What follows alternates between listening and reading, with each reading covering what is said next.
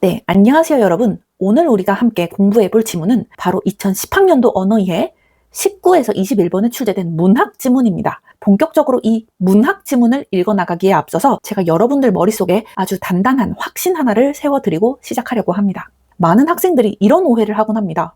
아니 선생님, 과학이나 법학, 경제와 같은 딱딱한 지문을 읽을 때는 다차원 독해가 통한다는 거 알겠어요. 그 부분은 인정하는데 문학 지문은 인물들의 감정이 얽히고 설켜 있는데 독해법이 완전히 달라야 되는 거 아니에요? 라고 오해를 많이 하시는데요. 제 대답은 단호하게 아닙니다. 완전히 똑같습니다. 입니다. 다시 말씀드려서 문학 작품 역시 다차원 독해로 빈틈없이 통한다는 말씀인데요. 저희가 집에서 편하게 누워서 소설책 한 권을 읽는다면 그 부분에는 감정이입도 되고 주관적인 짐작도 하면서 그렇게 재미있게 책을 읽어 나가겠지만 시험 국어에 나온 수험 문학은 결코 감성이나 주관적인 짐작으로 푸는 모호한 영역이 아닙니다. 앞으로 언어이해나 수능에서 나온 문학 지문들도 하나도 빠짐없이 함께 다루어 볼 건데요. 강의를 들어보시면 아시겠지만 출제자가 문학 지문을 설계할 때 사용하는 논리적인 대칭 구조나 다차원 설계도는 비문학과 단 1%도 다르지 않습니다. 인물들의 감정선, 갈등 양상, 그리고 공간의 대비조차 철저하게 다차원 좌표 위에 얹혀있는 완벽한 구조의 세계입니다. 이제 이 작품을 본격적으로 시작하기에 앞서서 한마디만 더 말씀을 드리고 시작할게요. 대부분의 수험생들은 시험지를 받자마자 지문 첫 줄, 일행의 첫 단어부터 무작정 활자를 읽어 내려갑니다. 하지만 지금 이 강의를 들으시는 여러분들은 앞으로 문학 작품이 나왔다 라고 한다면 글을 읽기 시작하기 전에 반드시 실전 행동 강령을 따라주세요. 선생님, 글을 읽기 전에 뭘 해야 되는데요? 바로 이 문학 작품의 정체를 알려주는 제목과 작가명 확인하기입니다. 이 지문의 맨 끝을 보시면 이강백의 영월행 일기라는 제목과 작가명, 즉 이정표가 아주 선명하게 박혀져 있는데요. 이렇게 작가와 제목을 먼저 보고 들어가는 것과 보지 않고 무작정 앞에서부터 읽기 시작하는 것은 하늘과 땅 차이입니다. 선생님 왜요? 저 이강백이란 아저씨 모르는데? 라고 하실 수 있는데 작품의 제목과 작가명은 출제자가 지문을 읽기 전에 우리에게 합법적으로 건네주는 최고의 내비게이션이자 치트키입니다. 자, 이강백의 영월행 일기라는 정보를 내 눈으로 먼저 선점하는 순간 우리의 뇌는 지문을 읽기도 전에 실시간으로 엄청난 생각들이 돌아가게 되는데요. 첫 번째로 이강백, 작가 이강백. 선생님 저 이강백 모르는데요? 네, 이강백을 모르시는 분들은 그냥 넘어가시면 되는데 혹시나 작가 이강백이 대한민국을 대표하는 우의적, 즉 알레고리 극작가라는 걸 혹시나 아신다면 지금 이 희곡에 등장하는 인물들의 말이나 행동, 그리고 무대 위의 소도구들까지 단순한 구경거리나 배경이 아니라 하나하나 상징적 메시지를 담고 있겠네 라는 거를 눈치채실 수도 있고요. 이강백을 몰라 라고 하셔도 영월행 일기라는 제목을 한번 볼게요. 영월, 여러분들 영월 하면 또 여러분들 떠오르시는 거 있나요? 영월은 뭐로 유명한가요? 네, 유배지로 유명하죠. 얼마 전에 왕과 사는 남자도 1000만 명을 찍으면서 엄청 히트였었잖아요. 그때 영화 속에서 단종이 영월로 유배가는 모습이 나옵니다. 하지만 영월이 나온다고 해서 100% 단종 얘기일 거야 라고 확신하실 수는 없겠죠. 하지만 어느 정도 어디까지는 저희가 알 수 있나요? 영월행 일기라는 게 영월은 유배지로 유명하니까 이 작품은 유배지인 영월을 배경으로 하는 작품인가? 라고 작품의 배경은 이미 눈치를 채고 들어가실 수가 있겠죠. 지금 저희는 본문을 단 한 줄도 읽지 않았는데 오직 제목 하나 먼저 확인했다는 이유로 제목도 확인하지 않은 학생들과 출발선 자체가 달라지게 되는 것입니다. 자, 그럼 작가와 제목을 통해서 힌트를 얻으신 후에 지문으로 돌아가 보도록 하겠습니다. 지금부터 이강백의 희곡인 영월행 일기를 시작할 건데요. 지금 가장 첫머리에 무대 지시문이 나왔습니다. 많은 학생들이 희곡이나 소설을 읽을 때 이 표나 괄호 안에 지시문 또는 도입부의 배경 설명을 대강 줄거리만 파악하고 넘어가곤 합니다. 하지만 출제진이 지문의 첫머리에 배치하는 정보는 지문 전체를 지배하는 최상위 설계도라고 말씀을 여러 번 드렸었죠. 비문학에서 첫 문단을 통해서 글의 주차원을 설정하는 것처럼 이 짧은 문장 속에서도 앞으로 우리가 읽어내야 할 여러 가지 대립축을 잡을 수 있습니다. 지금부터 지문의 시작인 무대 지시문을 한 문장씩 뜯어보면서 상위 0.1%만이 포착하고 있는 입체적인 설계 구조를 같이 확인해 보도록 하겠습니다. 무대 지시문을 다 끝까지 읽고 나서 한 문장씩 설명을 드릴게요. 등장인물들은 조당전의 집에서 영월행 일기에 따라 역할놀이를 한다. 이어서 세조실록과 해안지록을 함께 놓고 원탁 독해를 하며 관련 내용을 확인한다. 서재 뒤편에는 다른 방으로 통하는 미닫이 문이 있다. 역할놀이를 위해 소도구가 사용된다. 네, 한 문장씩 보죠. 등장인물들은 조당전의 집에서 영월행 일기에 따라 역할놀이를 한다. 여기까지 볼게요. 이 첫 문장을 보고 머릿속에 두 개의 폴더가 열려야 됩니다. 하나는 현재라는 현실 공간이고 다른 하나는 조선시대라는 역사 공간입니다. 다시 현재 등장인물들이 머무르는 실제 공간이 뭐예요? 현재 조당전의 집에 있다고 명시되어 있죠. 그런데 이들은 조당전의 집에서 그냥 엽떡 시켜 먹고 나는 솔로 보면서 노는 게 아니라 영월행 일기라는 책을 매개로 뭐를 한다고요? 역할놀이를 한다고 합니다. 역할놀이. 역할놀이라는 거는 현재의 인물들이 과거 역사 속의 인물들의 배역을 직접 입어보는 행위를 말하죠. 즉 현재라는 현실 공간과 조선시대라는 역사 공간, 이 두 개의 폴더가 열려야 됩니다. 자, 그리고 여기서 한 가지 의문을 여러분들 가지셔야 되는데요. 아니, 조당전의 집에서 영월행 일기를 볼 거면 그냥 이거 역사를 단순히 책으로 그냥 읽어도 되는데 왜 굳이 몸을 움직여서 역할놀이라는 놀이의 형태로 재현을 할까? 이런 의문도 드셔야 됩니다. 영월행 일기라는 역사책은 텍스트로 박제된 움직이지 않는 정태적인 정보죠. 반면에 인물들이 배역을 맡아서 연극을 한다면 그 역할놀이는 살아 움직이는 것 같은 동태적인 현상이 됩니다. 즉, 이 첫 문장은 단순히 연극을 시작한다라는 평면적인 얘기를 하려는 게 아니라 정태적인 기록과 동태적 재현이라는 핵심적인 형식적인 차원이 구동되기 시작했구나라는 걸 여기서 알려주고 있는 겁니다. 그 다음 문장 볼게요. 이어서 세조실록과 해안지록을 함께 놓고 원탁 독해를 하며 관련 내용을 확인한다. 이 부분 저는 굉장히 재밌었는데요. 여기서 출제자가 숨겨놓은 매우 정교한 장치가 있는데 바로 원탁이라는 도구입니다. 원탁. 아니, 사각형 책상 그리고 교탁 같은 거 많은데 왜 하필 둥근 원탁일까요? 제가 한번 그림을 그려볼게요. 네모난 테이블이 있고 동그란 테이블이 있습니다. 사람들이 이렇게 앉죠? 차이가 보이시나요, 여러분? 이 네모난 테이블은 어떤 느낌이 들어요? 왠지 여기에 높은 사람이 앉을 것 같지 않나요? 저희 직장 병행하시는 분들 회사에서 회의하면 갓 신입된 인턴이 여기 앉는 거 봤나요? 큰일 나죠. 여기에 부장, 차장 앉는데 여기에 갑자기 박사원이 앉는 거예요.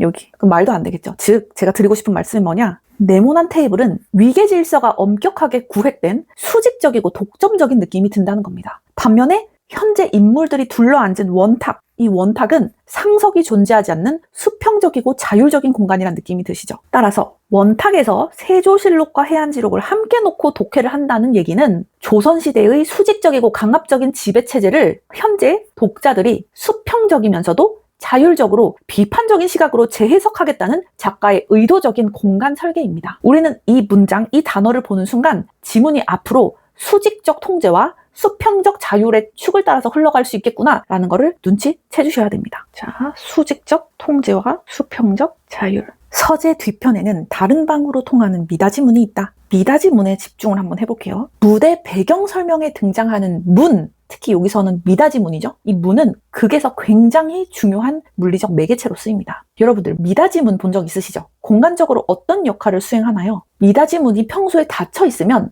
안쪽 방과 바깥쪽을 철저히 분리하지만 열리는 순간 두 공간은 하나로 관통이 되죠. 여기서 미닫이문은 단순히 방과 방을 나누는 그 정도가 아니라 이성적으로 역사 텍스트를 분석하고 있는 현실 공간인 현대의 서재와 과거 역사가 재현되고 있는 공간, 즉 조선시대 영월을 가르고 있는 시공간적인 경계선입니다. 시공간적 경계선이다. 즉, 이 미닫이문이 열리고 닫힐 때마다 인물들의 의식이나 극의 차원이 바뀔 거라는 예시를 하는 거죠. 따라서 여러분들은 앞으로 지문에서 미닫이문이 열린다 혹은 미닫이문이 닫힌다 라는 서술을 만날 때마다 아, 지금 시공간의 차원이 전환되고 있구나 라고 생각하시면서 실시간으로 그 시공간적 경계를 그어주셔야 되는 겁니다. 마지막 문장 볼게요. 역할놀이를 위해 소도구가 사용된다. 네, 굉장히 짤막한 문장인데요. 여기서 상위 0.1% 수험생들은 본능적으로 주체와 객체, 그리고 수단, 목적의 차원을 머릿속에 즉각 열어두게 됩니다. 아니 선생님, 역할놀이를 위해 소도구가 사용된다는데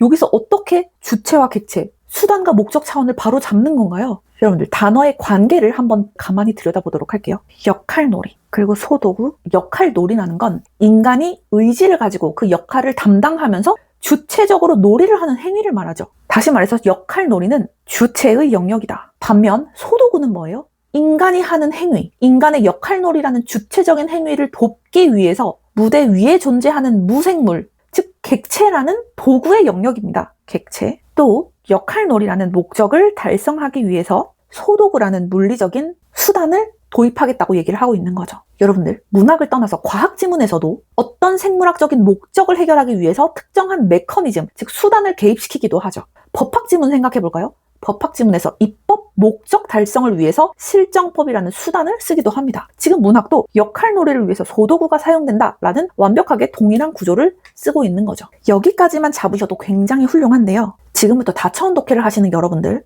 상위 0.1%가 될 거기 때문에 조금만 더 모래주머니 하나 더 차고 훈련 한번 해볼게요. 뇌지커를 키우는 훈련 한번 더 해볼게요. 역할 놀이를 위해 소도구가 사용된다라는 짤막한 문장을 읽는 순간 여러분들은 어떤 의문과 예측을 하실 수 있을까요? 지금 주체와 객체, 목적과 수단이라는 차원까지 생각을 해서 한번 의문을 한번 가져볼게요. 어떤 의문을 작동시킬 수 있어야 되느냐? 아, 그래. 역할 놀이를 하는 인물, 그 주체가 이 소도구라는 객체를 활용해서 가상의 배역을 수행하려고 하는구나. 자, 그러면 상식적으로 그냥 평범하게 생각을 했을 때 이 소도구는 주체의 의지대로 완벽하게 제어되는 종속적인 수단에 그치겠지? 아니면 이 도구 객체가 오히려 이 인간 주체의 행동과 심리를 규제하고 지배하게 될 수도 있지 않을까? 즉 주체가 도구를 완벽하게 제어하면서 지배하게 될지, 아니면 도구가 역으로 주체를 지배하게 될지, 그 역학관계에 관한 예측 독해를 해보실 수도 있는 겁니다. 아, 선생님 솔직히 말해주세요. 시험장에서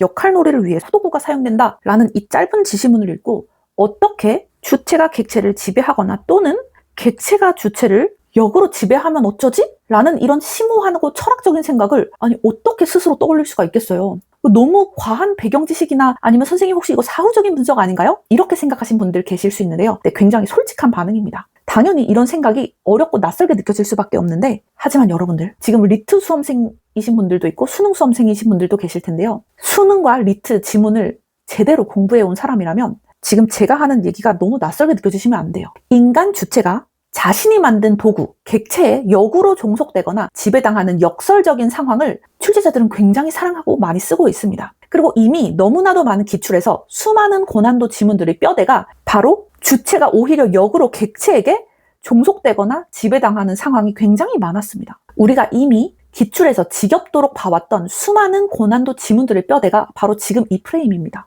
한번 몇 개 예를 들어 드릴게요. 하이데거의 기술 철학 지문이었는데 인간이 본인들의 삶을 편리하게 제어하기 위해서 기술, 도구를 발명을 했었죠. 그런데 역으로 이 기술 도구들이 인간의 사유를 규제하고 인간을 기술 시스템의 부품으로 전락시켜 지배한다라는 하이데거의 기술 철학 지문, 이것도 똑같이 인간 주체가 객체에게 역으로 종속되거나 지배당하는 상황이었습니다. 또 미셸 푸코의 사회학 지문 하나 가져와 볼게요.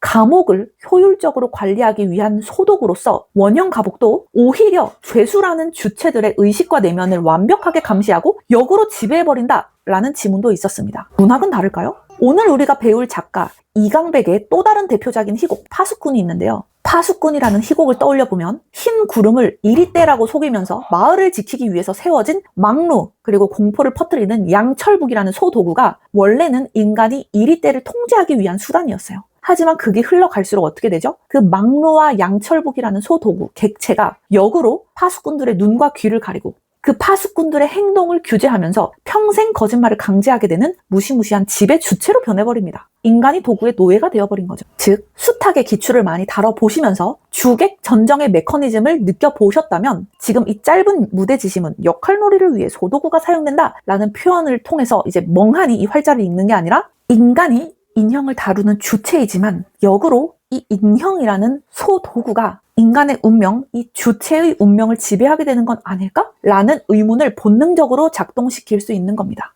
이거는 과도한 심화학습이 아니라 기출을 제대로 분석한 학생이라면 이제 마땅히 해나가야 되는 표준 규격의 예측 독해라고 저는 생각을 합니다. 네, 여기까지 살펴봤는데요. 지금 이렇게 길을 닦아 두셔야 뒤이어서 본문에서 어떤 장면이 나오도 길을 잃지 않습니다. 아, 내가 아까 열어뒀던 주체, 객체의 폴더에 이 정보를 넣으면 되겠구나. 우리가 예측했던 게 맞았네. 정태적 기록과 동체적 재현이 자꾸 왔다 갔다 하네. 아, 미닫이문을 열고 닫으면서 시공간적으로 왔다 갔다 하는데 그 경계를 잘 그어야겠다 라는 생각을 하실 수 있게 되는 거죠. 이렇게 되어야 뒤에 나오는 정보들이 낱낱이 흩어지면서 감정적으로 읽는 게 아니고 정보가 비문학처럼 탁탁탁 폴더로 정리가 될 수 있게 되는 겁니다. 자, 정리해 볼게요. 지금 저희 본문 한 줄도 읽지 않고 오직 도입부, 무대 지시문 하나 읽었습니다. 이 도입부의 짧은 지시문 몇 줄만 분석했을 뿐인데 저희는 이제 뒤에 나올 복잡한 극 전체를 완벽하게 분해할 수 있는 5가지 차원의 축을 손에 쥐게 되었습니다. 한번 정리하고 본문으로 넘어갈게요. 첫 번째는 뭐였죠? 현대의 서재라는 현재, 또 조선의 영월이라는 역사의 축. 두 번째는 정태적 독해, 정태적 기록과 동태적 재현의 축. 세 번째, 원탁이라는 도구를 통해 드러나는 수평적 자율과 수직적 통제의 축. 네 번째, 주체와 객체의 축. 마지막으로 수단과 목적의 축입니다. 이렇게 잡은 5가지 기준을 머릿속에 기준처럼 세우고 이제 미닫이문이 열리며 시작되는 본문 속 정보들이 어떻게 우리의 폴더 속으로 일목요연하게 정리되는지 계속해서 분석해 보도록 하겠습니다. 조당전, 미닫이 앞에 와서 당나귀를 멈춘다. 조당전, 기와집 문 앞이야. 김시향, 조용하군요 여전히. 조당전, 김시향, 우리가 왔다고 말해요. 조당전, 당나귀에서 내려와 목소리를 가다듬고 말한다. 문안드리오, 지난 여름 다녀갔던 보찜 장수, 가을에 다시 와서 문안드리오. 네, 여기까지 끊어서 보도록 하겠습니다. 먼저 앞부분 요만큼 조금 집중해서 볼게요. 조당전, 미닫이 앞에 와서 당나귀를 멈춘다. 기와집 문 앞이야. 네, 첫 문장입니다. 조당전이 방 내부와 외부를 나누는 미닫이 문 앞에 서서 기와집 문 앞이야 라고 말합니다. 그리고 가상의 당나귀를 멈추죠. 이 장면을 읽자마자 여러분들의 머릿속에 바로 떠올라야 하는 생각은 딱 하나입니다. 지금 이 사람들은 진짜 조선시대에 와 있는 게 아니라 서재 방 안에서 역할놀이를 시작했구나. 그리고 내 눈앞에 보이는 진짜 물건은 미닫이 문이지만 그 물건에 더 씌운 역할놀이 속 진짜 이름은 뭐다? 기와집 문 앞이다. 이거를 철저하게 구분을 하시면서 읽어 나가셔야 됩니다. 이게 구분이 안 되면 과거 조선시대랑 진짜 현실이 왔다 갔다 하면서 어떤 게 가상의 공간이고 어떤 게 진짜인지 이게 헷갈리게 되거든요. 미닫이 앞문이 뭐다? 진짜 문 앞에 보이는 물건인 거고 역할놀이 속에서는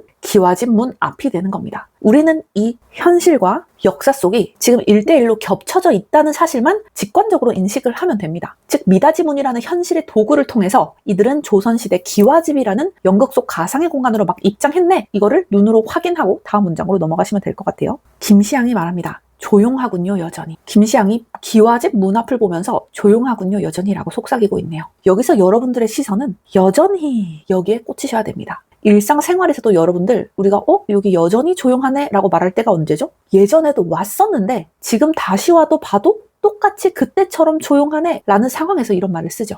그렇다면 우리는 조용하군요 여전히 라는 이 대사 하나를 통해서 실시간으로 2가지 사실을 알 수 있습니다. 어떤 사실을 알 수 있죠? 첫 번째, 이들이 기와집 문 앞을 찾아온 건 처음이 아니다. 즉, 여기서 알 수 있는 사실 2가지 중에서 첫 번째, 이전에도 왔었다. 두 번째, 이 기와집 안쪽은 과거에도 그리고 지금 이 순간에도 한결같이 조용하게 멈춰있는 공간이다. 이 기와집 안쪽 공간은 과거부터 현재까지 한결같이 조용하게 멈춰있는 공간이다. 이 2가지 사실을 바로 알 수 있습니다. 이게 지금 배경지식 가지고 읽는 게 아니죠. 그냥 대사에 적힌 단어 하나로 이 장소는 늘 조용한 곳이구나 라는 정보만 그 정도만 캐치하셔도 충분합니다. 조당전 대사 한번 볼게요. 당나귀에서 내려와 목소리를 가다듬고 말한다. 문안드리오, 지난 여름 다녀갔던 보찜 장수, 가을에 다시 와서 문안드리오. 이 부분에 집중해 보려고 하는데요. 조당전은 지금 스스로를 지난 여름 다녀갔던 보찜 장수라고 자신을 소개하면서 가을에 다시 와서 문안드린다라고 외치고 있습니다. 여기서 아주 직관적이고 쉬운 단어 2개가 바로 들어오실 겁니다. 바로 여름과 가을. 바깥 세상의 시간은 여름에서 가을로 계절이 바뀌고 시간이 흘렀습니다. 하지만 이 기와집의 상태는 어떻죠? 여전히 조용합니다. 앞에서 나온 김시향의 조용하군요 여전히 라는 문장과 여름에서 가을로 계절이 바뀌며 시간이 흘러간 이 2 문장을 바로 연결을 해보세요. 2 문장을 실시간으로 한번 연결을 해보세요. 이 기와집 안쪽은 계절이 바뀌어도 아무 변화 없이 여전히 고요하게 멈춰있죠. 지금 기와집 안쪽은 어떻다? 멈춰져 있는 공간이다. 멈춰있는 공간. 하지만 기와집 바깥쪽은 어떻다? 시간이 흘러가고 있다. 기와집 안쪽과 바깥쪽에 이런 대비를 느껴주셔야 됩니다. 그리고 이들은 스스로를 보찜 장수라고 부르고 있습니다. 보찜 장수 여러분들 들어본 적 있으세요? 이 마을 저 마을 돌아다니면서 물건을 파는 상인을 보찜 장수라고 합니다. 즉 이들은 시간이 흐르는 바깥 세상에서 출발을 해서 시간이 멈춰있는 이 고요한 기와집 안으로 들어온 외부의 손님들인 겁니다. 자, 이어서 괄호 안에 있는 무대 지시문을 계속 분석해 보도록 하겠습니다. 미닫이문, 양쪽으로 벌어지며 열린다. 그 뒤쪽에 웃는 표정의 소년 형상이 보인다. 소년 형상 앞에는 수많은 인형들이 나오는데 연문지와 부천필과 이동기가 기다란 대나무에 줄을 매단 그 인형들을 움직인다. 연문지가 소년의 목소리를 흉내내어 말한다. 네, 여기까지 볼게요. 지금 이 부분은 조당전이 문을 두드렸고 그 문이 실제로 열리는 장면입니다. 자, 이 긴 지시문을 읽을 때 여러분들 복잡한 머리 쓸 필요가 전혀 없어요. 왜냐하면 우리가 앞에서 세워두었던 5가지의 핵심 축이 하나하나 그냥 어떻게 매칭이 되는지 아주 쉽고 직관적으로 보면 되거든요. 문학 작품도 기계적으로 읽어야지 감정을 실어서 막 공감하면서 이렇게 시간 쓰면서 왜 그렇게 접근하시면 안 됩니다. 같이 한번 연습해 볼게요. 첫 번째, 미닫이문 양쪽으로 벌어지며 열린다. 이 부분 볼게요. 지금 무대 지시문이 시작되자마자 행동이 일어나죠. 굳게 닫혀 있었었는데 이 미닫이문이 양쪽으로 벌어지면서 열리는 행동이 일어나는 겁니다. 여러분들, 제가 미닫이문이 굉장히 중요하다고 말씀을 드렸죠. 왜? 미닫이문은 시공간적 경계선을 의미하기 때문에, 즉 이 미닫이문이 열리는 순간 우리는 머릿속에서 시공간이 지금 쪼개지고 있구나라는 걸 느끼셔야 돼요. 현대식 서재라는 현재의 물리적 장벽이 양 갈래로 열리면서 그 너머에 숨겨진 조선시대 영월이라는 역사의 시공간이 지금 우리 눈앞에 들이닥친 순간인 겁니다. 현재에서 역사로 넘어가는 축이 작동하고 있다. 그리고 한 가지 더 있어요. 한 가지 다른 축 한번 잡아볼까요? 지금까지 인물들은 제자리에 멈춰서서 말만 나누고 있었죠. 즉 정태적인 대화 상태였습니다. 하지만 문이 실제로 양쪽으로 벌어지며 열리는 물리적인 움직임이 일어나면서 그게 지금 본격적으로 움직임이 가득한 동태적인 상태로 완전히 전환되고 있죠. 상황이 정태적인 상황에서 동태적인 상황으로 완전히 전환되고 있다는 거. 그리고 그 뒤쪽에 웃는 표정의 소년 형상이 보인다라고 했습니다. 웃는 표정의 소년 형상. 드디어 이 연극의 주인공이 등장하죠. 지문은 주인공에 대해서 딱 2가지 단서만 주고 있습니다. 하나는 소년이고 하나는 웃는 표정을 짓고 있다. 여러분들, 여기서 잠깐만 제가 한마디만 드리고 갈게요. 저는 이 모든 강의에서도 그렇지만 사후적인 독해를 절대 하고 있지 않는데요. 여러분들이 실제로 이 지문을 처음 시험장에서 맞닥뜨렸을 때 해야 하는 생각, 딱 거기까지만 말씀을 드릴 겁니다. 지금 웃는 표정의 소년이라고 하고 있는데 이 소년이 유배를 온 건지 그리고 단종인지 우리는 지금 확신할 수가 없는 상태인 거죠. 따라서 웃는 표정의 소년 형상이 보인다. 여기까지만, 이것만 읽었을 때 우리의 뇌가 반응해야 하는 실시간 생각은 딱 하나입니다. 왜 소년이 웃고 있지? 이게 끝입니다. 왜 소년이 문 열어준 거 알겠는데 왜 웃고 있지? 굳이? 울 수도 있는데 왜 웃고 있지? 여기까지만 생각하시는 거예요. 상황 자체를 분석하자는 게 아니라 머릿속에 왜 웃고 있을까라는 거대한 물음표 하나만 던져주고 바로 다음 문장으로 내려가자는 겁니다. 소년 형상 앞에는 수많은 인형들이 나오는데 연문지와 부천필과 이동기가 기다란 대나무에 줄을 매단 그 인형들을 움직인다. 자, 이 장면 굉장히 재밌는데요. 현대의 인물들인 연문지, 부천필, 이동기가 등장해서 대나무 줄에 인형들을 매달아서 움직인 거예요. 이 짧은 묘사 속에서도 3가지 축이 동시에 폭발하고 있는데 느껴지시나요? 첫 번째, 제가 힌트를 한번 드릴게요. 연문지와 부천필과 이동기, 그리고 이 사람들이 대나무 줄을 직접 손에 쥐고 흔들고 있죠. 그리고 그 줄 끝에 대롱대롱 매달려 있는 인형들. 자, 연문지, 부천필, 이동기랑 수많은 인형들을 어떤 축으로 바라볼 수가 있나요, 여러분들? 대나무 줄을 직접 손에 쥐고 흔드는 연문지, 부천필, 이동기, 이 3사람은 행동을 지배하고 있는 주체적인 인간이죠. 즉 이들이 주체인 겁니다. 반면 그 줄 끝에 대롱대롱 매달려 있는 인형들은 뭐예요? 스스로 움직일 수 없는 철저한 물건이죠. 즉 이들은 객체가 되는 겁니다. 이 문장도 결국에 주체와 객체의 차원으로 구분해서 우리가 바라볼 수 있구나. 그리고 기다란 대나무에 줄을 매단 건 인형을 움직이기 위한 물리적인 수단이죠. 그리고 이 수단, 도구들을 통해서 인형들을 살아있는 것처럼 움직이게 만드는 것, 그게 바로 이 역할놀이의 목적이 되는 겁니다. 선생님 아까 전에 3가지 축이 동시에 폭발한다고 하지 않으셨나요? 네, 여러분들이 한번 어떤 축이 작동하고 있는지 한번 찾아보시겠어요? 힌트 하나 드리면 연문지, 부천필, 이동기, 이 3사람들의 관계와 기다란 대나무에 줄을 매단 그 인형, 이렇게 나눠서 어떤 축이 작동하는지 한번 생각을 해볼게요. 자, 생각 다 하셨죠? 자, 연문지, 부천필, 이동기라는 3명의 동료는 현대의 서재에서 동그란 원탁에 앉아서 동등한 위치에서 지금 함께 협동을 하고 있습니다. 즉, 이들은 수평적인 자율의 관계인 거죠. 하지만 이들이 인형을 다룰 때는 어떻게 인형을 다루고 있어요? 위에서 아래로 대나무 줄을 수직으로 내려뜨려서 인형을 철저하게 통제하고 있죠. 즉 인형들의 세계는 철저한 수직적인 통제 아래에 놓이게 되고 있습니다. 여기서 알 수 있는 게 뭐냐? 앞에서 나온 무대 지시문에서 잡은 5가지 핵심 축 안에서 지문이 계속 돌아가네? 원탁이라는 힌트로 잡은 수직적 통제와 수평적 자율이라는 축이 아래 지문에서도 계속 관통을 하고 있는 겁니다. 와, 선생님 진짜 끼워 맞추기 잘하시네요. 끼워 맞추는 게 아니라 이 지문을 쓴 출제자들이 설계를 그렇게 했기 때문에 당연히 아래에 있는 글도 이렇게 쓰여지는 거죠. 사후적인 끼워 맞추기가 아니라 원래 글 쓸 때부터 이렇게 썼다는 거예요. 자, 여기서 아주 날카로운 의문을 하나 가져볼 건데요. 왜 이 인물들은 역사 속 인물들을 직접 몸으로 연기하지 않고 굳이 번거롭게 대나무 줄에 인형을 매달아서 조종하는 방식을 쓸까요? 여러분들 뇌지컬 향상을 위해서 제가 질문을 드리겠습니다. 왜 이 연문지, 부천필, 이동기라는 현재 인물들은 역사 속 인물들을 직접 연기할 수도 있는데 직접 연기하지 않고 굳이 인형놀이를 한다라고 하면서 대나무 줄에 인형을 매달아서 힘들게 조종하는 방식으로 왜 그런 방식을 사용을 할까? 한번 생각해 볼까요? 만약에 이들이 직접 왕이나 신하 같은 옷을 입고 연기를 하면 배역과 내가 하나가 돼서 감정적으로 흥분하기가 쉽습니다. 하지만 내 손끝에 긴 대나무를 쥐고 저 멀리 아래에 늘어뜨려진 인형을 바라보면서 조종을 하면 상대적으로 어떻게 될까요? 나라는 주체와 역사 속 배역이라는 객체 사이에 아주 냉정하면서 물리적인 거리감이 생기게 됩니다. 즉 내가 감정에 휘말리지 않고 역사 속 상황을 한 발짝 뒤에서 차분하게 관찰하고 객관적으로 분석하게 만들어줄 수 있는 거죠. 즉 감정에 휘말려서 감정적으로 흥분하지 말고 조금 한 발짝 떨어져서 객관적으로 분석하기 위해서 인형놀이라는 훌륭한 장치를 설치를 한 겁니다. 네, 그 다음 문장 한번 읽어볼게요. 연문지가 소년의 목소리를 흉내내어 말한다. 연문지라는 현대의 어른이 인형을 보면서 소년의 목소리를 흉내내기 시작합니다. 연문지라는 현대의 어른이 역사 속 소년의 목소리를 따라하고 있다는 거죠. 방금 전까지 대나무줄로 현재와 역사, 즉 인간과 인형을 멀리 떨어뜨려 놓았는데 지금 연문지가 목소리를 내는 순간 현재와 역사라는 떨어진 차원이 하나로 완벽하게 합쳐지고 있죠. 현대 인물의 목소리라는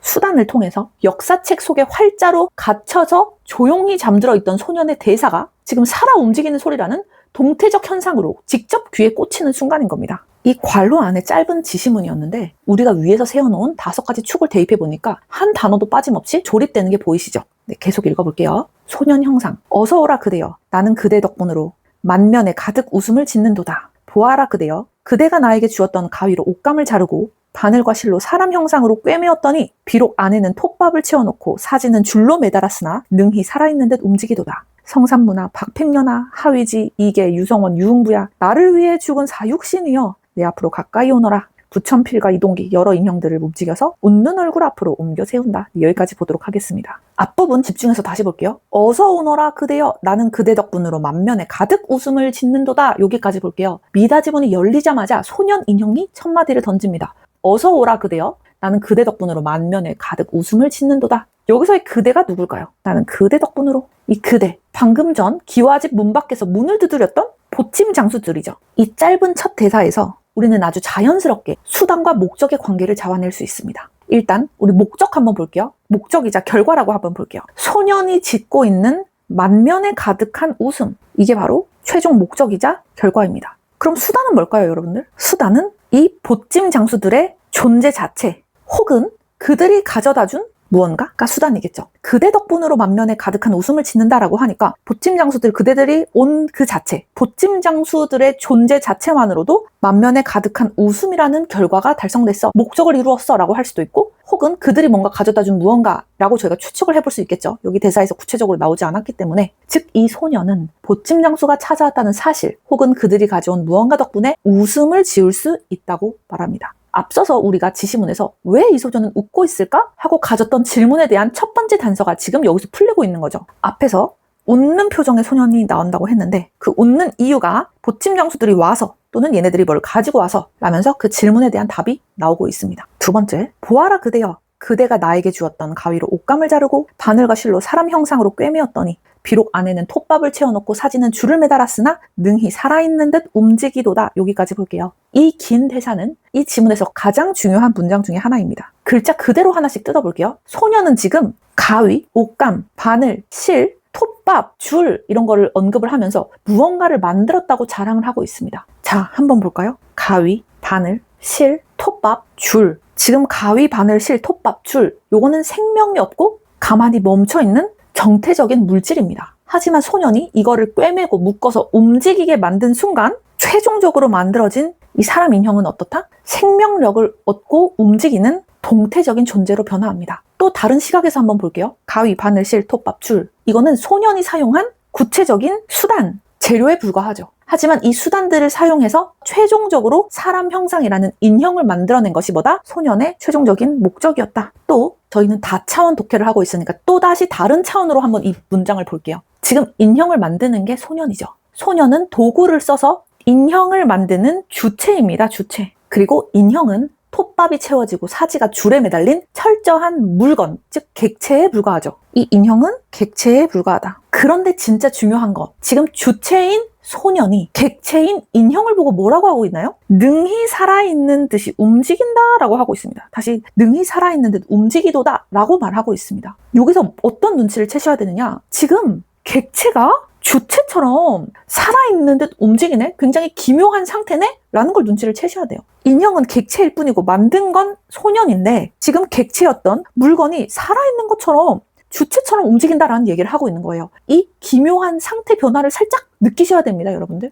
또 한 가지 한번 더 잡아볼게요. 제가 파란색 형광펜으로 체크를 한 가위, 바늘, 실, 톱밥, 줄은 누가 준 거예요, 여러분들? 대사 속에 적혀져 있죠. 그대, 보찜 장수가 나에게 주었던 도구들입니다. 즉 외부 세계, 현재에서 들어온 도구라는 수단을 통해서 조선시대 영월의 기와집 안쪽, 즉 역사 속에 갇혀져 있던 소년이 스스로 새로운 창조물들을 만들어 움직이게 하고 있는 거죠. 와, 뭐야? 나는 이거 그냥 내용 이해로만 풀었었는데 위에서 잡은 5가지 핵심 축이 전부 한 번에 맞물려 돌아가고 있네? 라는 걸 여러분들 눈으로 확인하실 수 있을 겁니다. 자, 그리고 이 부분에서 아주 눈부신 단서 하나를 잡아내야 되는데요. 소년이 인형을 설명하는 지금 이 대사를 보면 다시 한번 잘 생각을 해보세요, 여러분들. 안에는 톱밥을 채워놓고 사지는 줄로 매달아서 움직이게 한다. 이거 지금 무대 위에서 연문지랑 부천필, 이동기가 대나무 줄에 매달아서 조종하고 있는 그 인형들의 물리적 모습을 소년이 대사로 그냥 그대로 읊조리고 있는 거잖아요. 그쵸? 즉 다시 말해서 소년은 자기가 본인이 조종당하는 인형인 줄을 지금 모르고 자신이 만든 인형을 보면서 와, 줄로 매달았더니까 능히 살아있는 듯 움직이네 라면서 감탄을 하고 있는 거예요. 연극을 하는 배우들과 연극 안의 인형들이 똑같은 상황을 지금 공유하고 있다는 정교한 대칭 구조를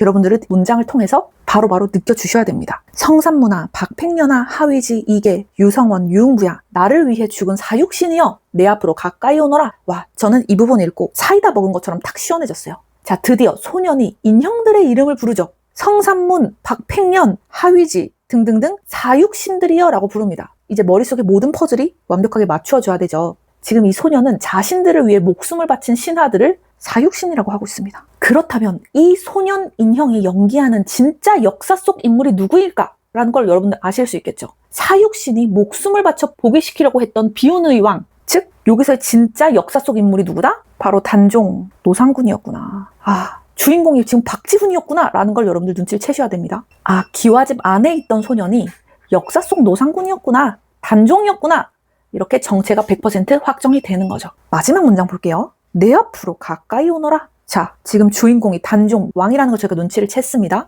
근데 내 앞으로 가까이 오라라고 하고 있네요. 여러분들, 조선시대의 왕과 신하의 관계는 철저한 수직적 통제와 복종의 관계죠. 저희가 일반적으로 생각했을 때. 하지만 여기서의 소년은, 즉 단종은 자기를 위해 죽은 이 신하들을 부르면서 내 앞으로 가까이 와 라고 말합니다. 내 앞으로 가까이 좀 와봐. 이게 왕의 권위로 억압하려는 목소리일까요? 아니죠. 자기를 위해 희생한 사람들을 향한 절절한 애정과 정서적 유대감, 즉 내 앞으로 가까이 와 라고 하는 게 수직적 통제가 아닌 수평적 자율에 기반한 감정의 교류가 일어나고 있구나 라는 것을 이 대사를 통해서 온전히 느끼실 수 있을 겁니다. 괄호 안에 볼게요. 부천필과 이동기, 여러 인형들을 움직여서 웃는 얼굴 앞으로 옮겨 세운다. 자, 위에서 소년의 대사가 끝나자마자 무대 위에서 실제 행동이 일어납니다. 부천필과 이동기가 사육신 인형들을 움직여서 웃는 얼굴을 한 소년 인형 앞으로 옮겨 세운다는 거죠. 지금 이 짧은 지시민 속에서 2가지 차원이 완벽하게 겹쳐져서 작용을 하는데요. 현대의 인물들인 부천필과 이동기, 현재 인물들이 물리적인 손동작을 통해서 조선시대 역사적인 인물들,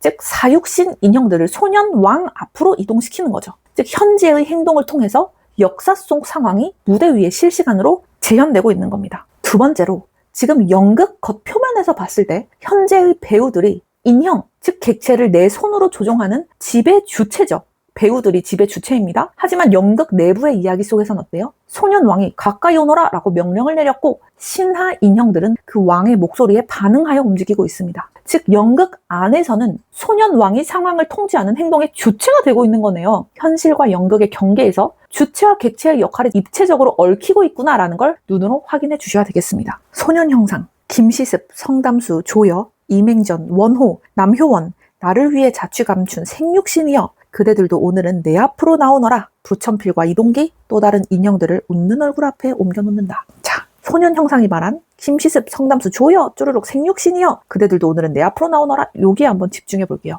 많은 학생들이 이 대목을 읽을 때 앞에서는 사육신을 불렀고 뒤에서는 생육신을 부르는구나. 앞에는 사육신, 뒤에는 생육신. 이렇게 단순히 인물 목록만 체크하고 쓱 넘어가 버립니다. 그런데 다차원 독해를 장착하신 여러분들은 이 짧은 대사와 지시문 속에서 두 가지 축이 미시적으로 소용돌이 치고 있는 것을 날카롭게 포착해 내셔야 됩니다. 제가 이 문장에서 숨겨진 두 가지 핵심 축을 한번 알려드리도록 할게요. 첫 번째, 소녀는 생육신들을 부르면서 아주 독특한 수식어를 앞에 붙이고 있는데요. 한 명 한 명씩 호명을 하다가 나를 위해 자취를 감춘 생육신이여 라는 수식어를 붙입니다. 자, 가만히 한번 생각을 해볼게요. 앞에 사육신과 생육신을 한번 비교해 보도록 하겠습니다. 세조의 압도적인 칼날과 군대라는 수직적 통제 기제는 단종의 신하들을 모두 자기 발 아래 무릎 꿇리려고 했죠. 앞서서 소년이 불렀던 사육신들도 세조의 수직적 통제에 맞서서 목숨을 바치는 죽음으로 저항했던 그들을 지금 저희들은 사육신이라 부르고 있잖아요.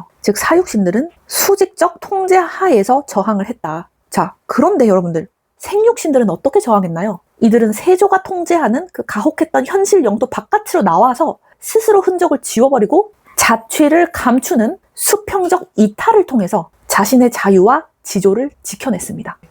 앞에 사육신은 수직적 통제에 맞서서 목숨을 바치는 죽음으로 저항을 했다면 생육신들은 수평적 이탈을 통해서 저항을 한 거죠. 수직적 권력에 복종하기를 거부하고 스스로 숨어버림으로써 내면의 자율성을 극대화한 신하들을 저희는 생육신이라고 부르고 있습니다. 그런데 여기서도 어떤 표현이 나오죠? 그대들도 오늘은 내 앞으로 나오너라. 즉 역사 속 현실에서는 세조의 눈을 피해서 깊은 산속으로 뿔뿔이 흩어져서 자취를 감출 수밖에 없었던 이 슬픈 영혼들이 소년 단종이 가상으로 구축한 인형들의 조정이라는 공간 안에서는 비로소 숨을 필요 없이 당당하게 왕의 얼굴 앞으로 걸어 나와서 한데 뭉치게 되는 거죠. 즉 수직적 통제의 칼날이 전혀 미치지 않는 완벽하게 평등하고 따뜻한 수평적 자율의 영토가 드디어 지금 이 가상의 무대 위에서 완벽하게 설계되고 시각화되는 굉장히 감동적인 순간인 겁니다. 자, 그리고 두 번째 차원, 대사 아래에 붙은 괄호 안에 지시문 한번 볼게요. 부천필과 이동기, 또 다른 인형들을 웃는 얼굴 앞에 옮겨놓는다. 제가 앞서서 제일 위에 나와 있었던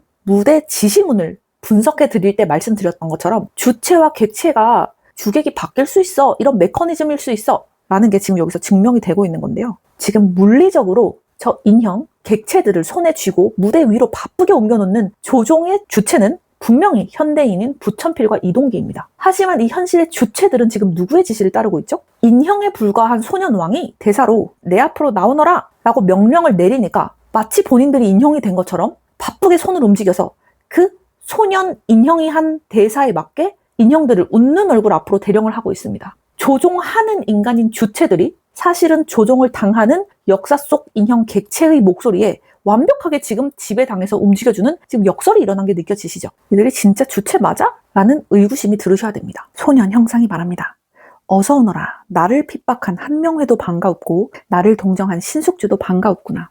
오랫동안 쓸쓸한 공백, 텅 비었던 시야가 문무백관으로 가득 찼으니 내 어찌 기쁘지 아니하랴. 왕후여, 그리운 왕후여, 내 옆에 와서 좌정하십시오. 만조백관들이 엎드려 절을 하니 흔쾌한 웃음 짓고 이 절을 받읍시다. 연문지, 왕후의 의복으로 성장을 한 조그만 인형을 소년 형상 옆에 앉힌다. 부천필과 이동기는 수많은 신하 인형들을 움직여 절을 드린다. 여기까지 보도록 하겠습니다. 첫 번째 대사에 집중을 해볼게요. 어서 오너라. 나를 핍박한 한명회도 반가웠고 나를 동정한 신숙주도 반가웠구나. 여기까지요. 자, 소년이 자신을 찾아온 사람들을 반기면서 던지는 첫 대사입니다. 여기서 아주 재미있는 단어 조합이 나오는데요. 나를 핍박한 한명회도 반갑고, 즉 나를 괴롭혔던 한명회도 반갑고 나를 불쌍하게 여겼던 신숙주도 반갑다고 합니다. 보통 나를 괴롭힌 원수가 찾아오면 화를 내거나 또는 무서워하거나 이런 감정이 정상이죠. 그리고 나를 동정한 사람이 오면 고마운 감정이 드는 거, 이건 정상입니다. 그런데 소녀는 나를 괴롭혔던 한명회와 나를 동정해준 신숙주 두 사람 모두를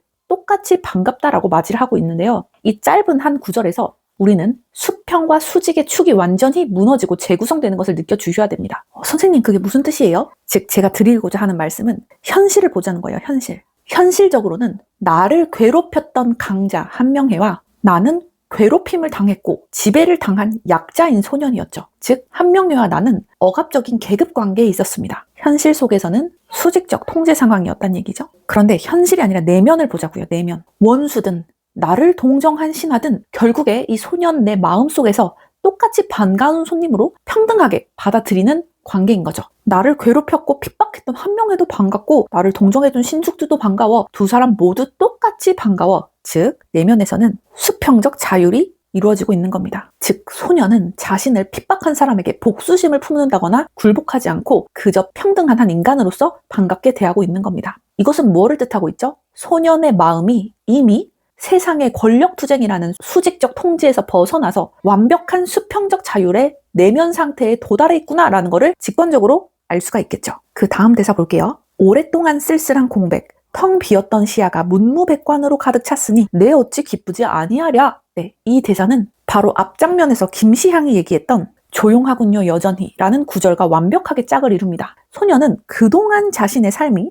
오랫동안 쓸쓸한 공백이었다, 텅 비어 있었다 라고 고백을 하고 있죠. 철저하게 혼자 고립되어서 외롭게 갇혀 있었다는 뜻입니다. 그런데 그 텅 비었던 시야가 자신이 만든 인형들, 문무백관으로 가득 차니까 기쁘다라고 얘기를 하고 있네요. 여기서 두 가지 축이 실시간으로 맞물리고 있는데요. 아무 소리도 없고 움직임도 없던 차갑고 외로운 텅 빈 공간, 오랫동안 쓸쓸한 공백, 텅 비었던 시야인 정태적이었던 공간이 문무백관으로 가득 차서 너무 기쁘다. 왁자지껄하게 움직이는 활기찬 공간으로 바뀌었다. 정태적 공간이 동태적 공간으로 바뀌었다. 라는 첫 번째 축을 확인하실 수가 있고요. 또 소년이 톱밥과 천 조각으로 만든 인형이라는 문무백관 인형이라는 구체적인 수단을 통해서 외로움을 극복하고 내면의 기쁨을 채우고 있는 기쁘다라는 궁극적인 목적을 달성하고 있습니다. 왕후여, 그리운 왕후여, 내 옆에 와서 좌정하십시오. 만조 백관들이 엎드려 절을 하니 흔쾌한 웃음 짓고 이 절을 받읍시다. 자, 소녀는 이제 그리운 왕후를 부르면서 신하들의 절을 흔쾌히 받자고 제안을 하고 있습니다. 이 대사에서 주체와 객체의 역동적인 반전이 일어나는데요.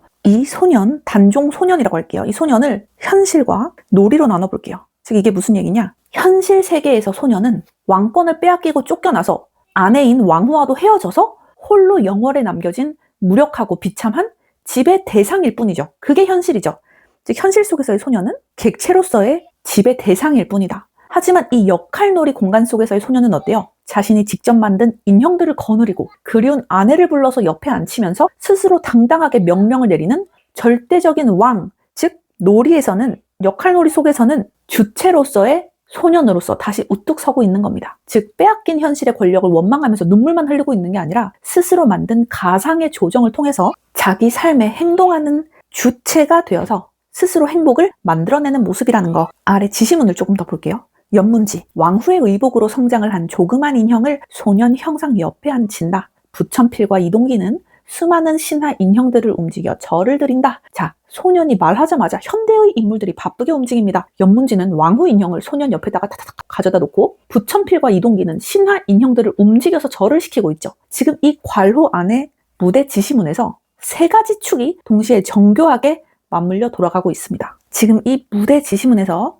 첫 번째, 현재의 배우들이 손을 움직여서 인형들의 동작을 만드는 실시간의 행동이, 즉 현재의 행동이 조선시대 단종의 비극적인 조정, 즉 역사라는 가상의 시공간을 무대 위에 그대로 시각을 해주고 있죠. 현재 인물들의 행동이 실시간으로 조선시대 단종, 과거 역사의 가상 시공간을 그대로 무대 위에서 시각화해주고 있다는 점. 두 번째, 지금 물리적으로 인형을 쥐고 움직이는 주체는 누구죠? 바로 현재의 인물들, 연문지, 부천필과 이동기. 지금 이 사람들이 인형을 쥐고 직접 움직이고 있잖아요.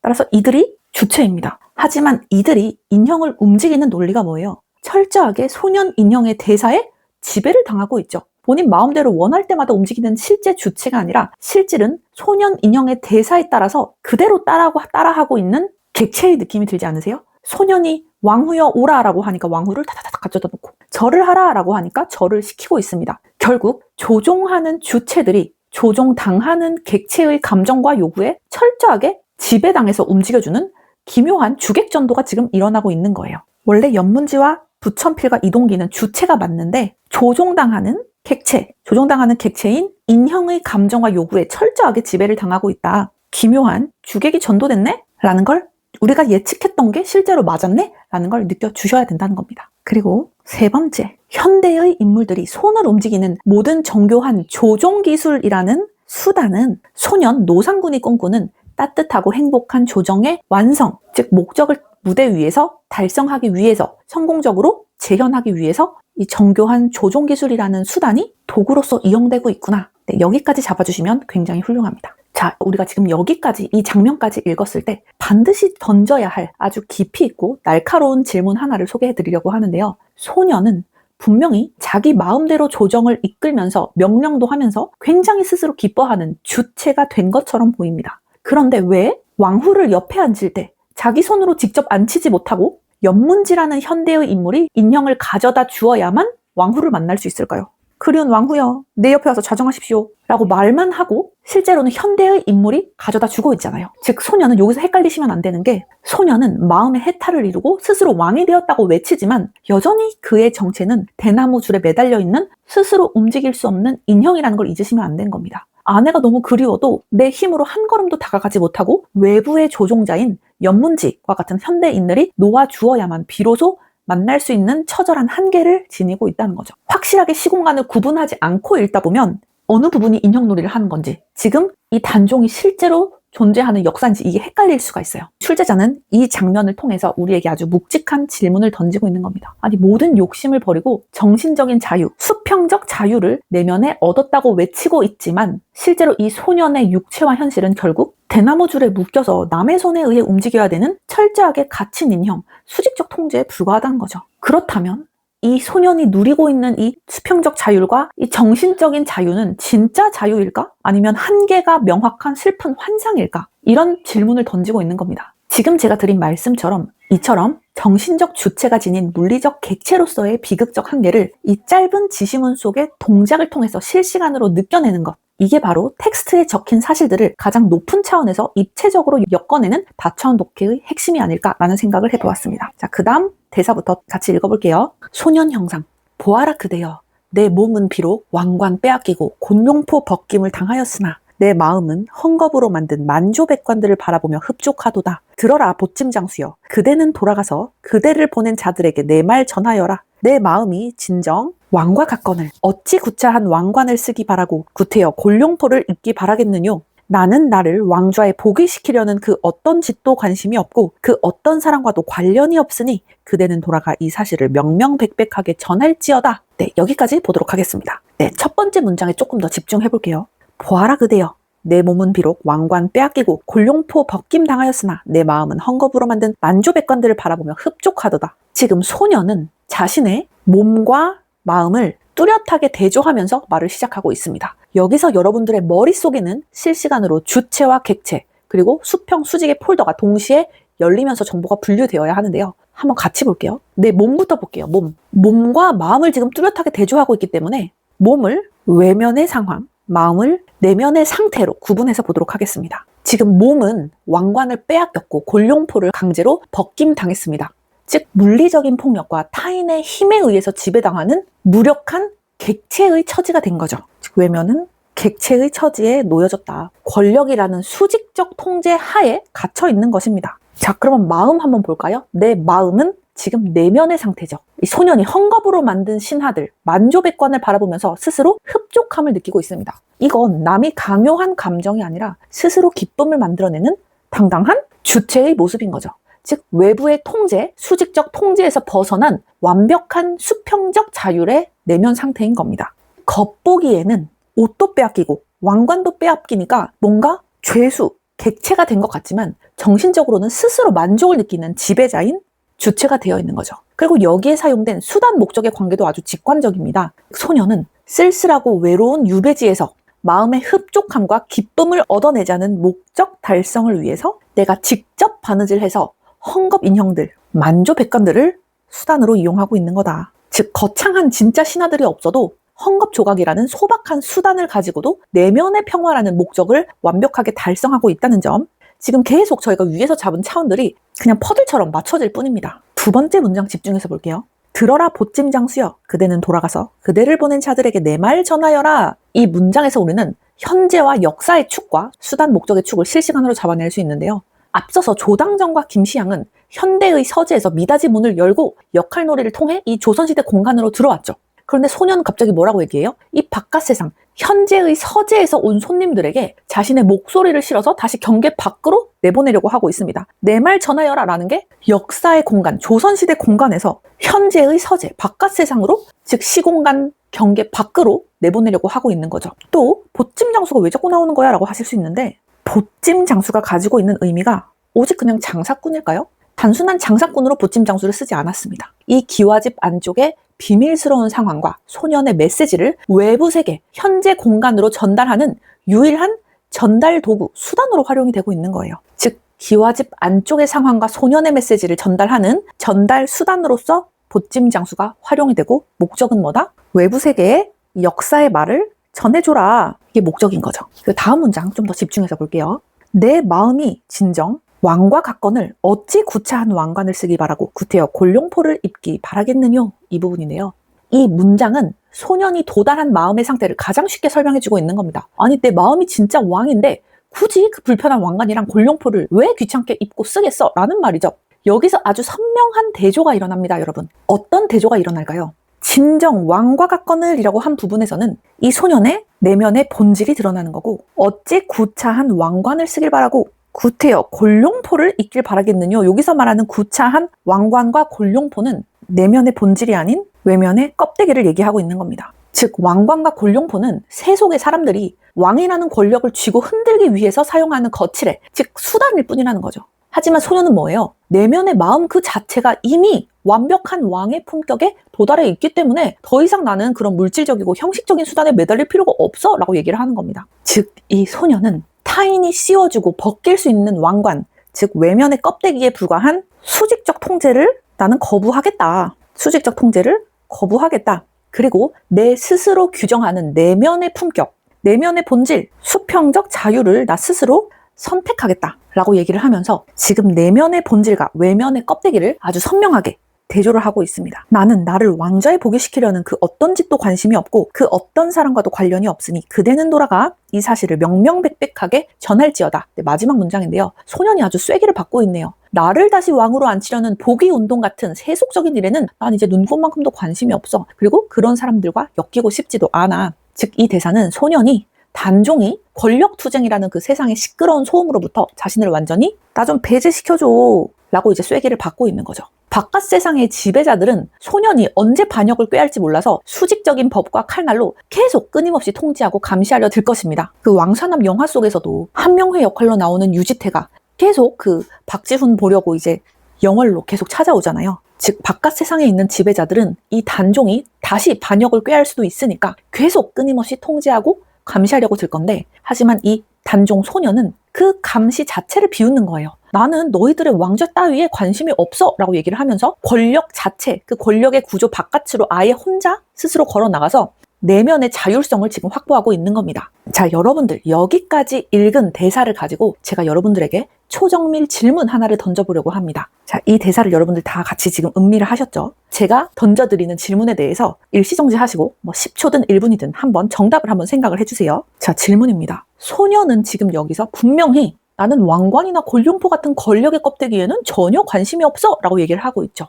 그런데 왜 굳이 헝겊조갑을 가위로 자르고 바늘로 꿰어서 가짜 신하들 만조백관을 만들고 자기 스스로를 여전히 왕이라고 칭하면서 조정놀이를 하고 있을까요? 아니, 진짜 권력을 초월한 사람이라면 왕 노릇 자체를 하지 않아야 정상이죠. 하지만 여기서 소년이 세속의 진짜 왕권은 거부하면서도 자신이 창조한 헝겊 인형들 세계 속에서는 여전히 왕놀이를 하고 있단 말이죠. 왕의 역할을 수행하며 흡족해하고 있다라고 했으니까요. 자, 다시 질문. 왜 소년은 왕관과 골룡포 같은 권력에는 전혀 관심이 없다고 했는데 왜 스스로 만조백관이라는 인형을 만들어서 조정놀이를 하고 있는 걸까? 여러분들 한번 생각해 주시기 바랍니다. 네, 다들 생각해 보셨죠? 네, 정답 많이 말씀해 주셨는데요. 지금 소년이 도달했다고 주장하는 정신적 자유는 사실 이 수직적 세상을 완전히 초월한 거창한 해탈에는 미치지 못했다. 즉, 단종 노상군은 빼앗겨버린 비참한 현실을 이겨내기 위해서 내가 지배할 수 있는 안전한 인형들의 세계, 가상 공간을 스스로 구축해놓고 그 안에서 이 비참한 현실을 이겨내기 위해서 그 안에서 임시로 슬프고도 자율적인 자유를 누리는 겁니다. 즉, 완전한 100% 완전한 수평적 자유를 누리는 게 아닌 거죠. 세상을 완전히 초월한 해탈, 그 정도에는 미치지 못하고 어느 정도 한계가 있는 해탈이다. 내가 너무 지금 힘드니까 이 비참한 현실을 이겨내기 위해서 내가 정신적으로 가상 공간을 스스로 만들어서 그 안에서 자유를 누리고 있는 거다. 제가 이런 질문을 드린 이유는 이 짧은 이 소년의 독백 속에서 아니 권력을 거부하는데 왜 권력의 형식을 빌려서 행복해하지? 여기서의 미묘한 모순을 날카롭게 포착하기를 바랬기 때문이에요. 이렇게 읽는 게 바로 단어의 껍데기만 읽는 게 아니라 그 단어 속에 있는 그 이면의 설계도를 깊게 읽어내는 다차원 독해의 핵심이라고 생각했기 때문입니다. 자, 그 다음 문장 계속 읽어가 볼게요. 벌어졌던 미닫이문이 닫힌다. 조당전은 당나귀와 함께 돌아선다. 그러나 김시양은 조금 전 봤던 광경에 사로잡힌 듯 제자리에 멈춰서 있다. 아, 뭐해? 가지 않고. 우리 빨리 집에 가야지. 돌아가서 본대로 들은 대로 전해주자고. 네, 가요. 조당전과 김시양, 미닫이문 앞을 떠난다. 그러자 연문지, 부천필, 이동기가 그 문을 열고 서재로 나온다. 네, 여기까지 한번 다시 공부해 볼게요. 지시문부터 집중해서 보도록 하겠습니다. 벌어졌던 미닫이문이 닫힌다. 조당전은 당나귀와 함께 돌아선다. 그러나 김시양은 조금 전 봤던 광경에 사로잡힌 듯 제자리에 멈춰서 있다. 미닫이문이 닫히면서 장면이 시작이 됩니다. 벌어졌던 미닫이문이 닫힌다. 이 짧은 동작 하나에서 우리는 곧바로 세 가지 축을 실시간으로 잡아내야 되는데요. 벌어졌던 미닫이문이 닫힌다.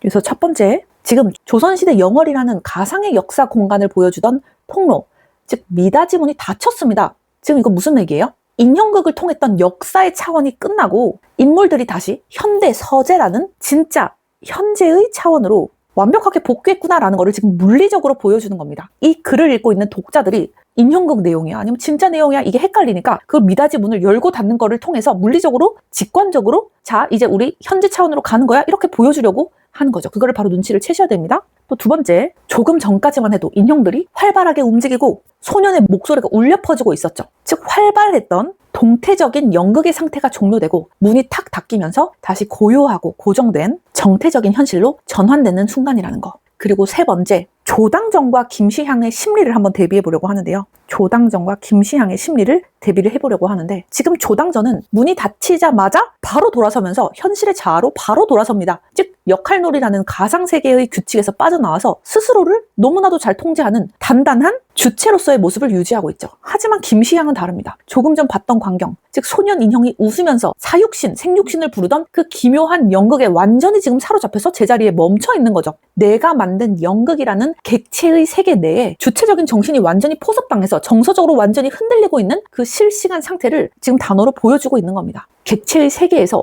완전히 지금 흔들리고 있는 상태다. 야 뭐해 가지 않고.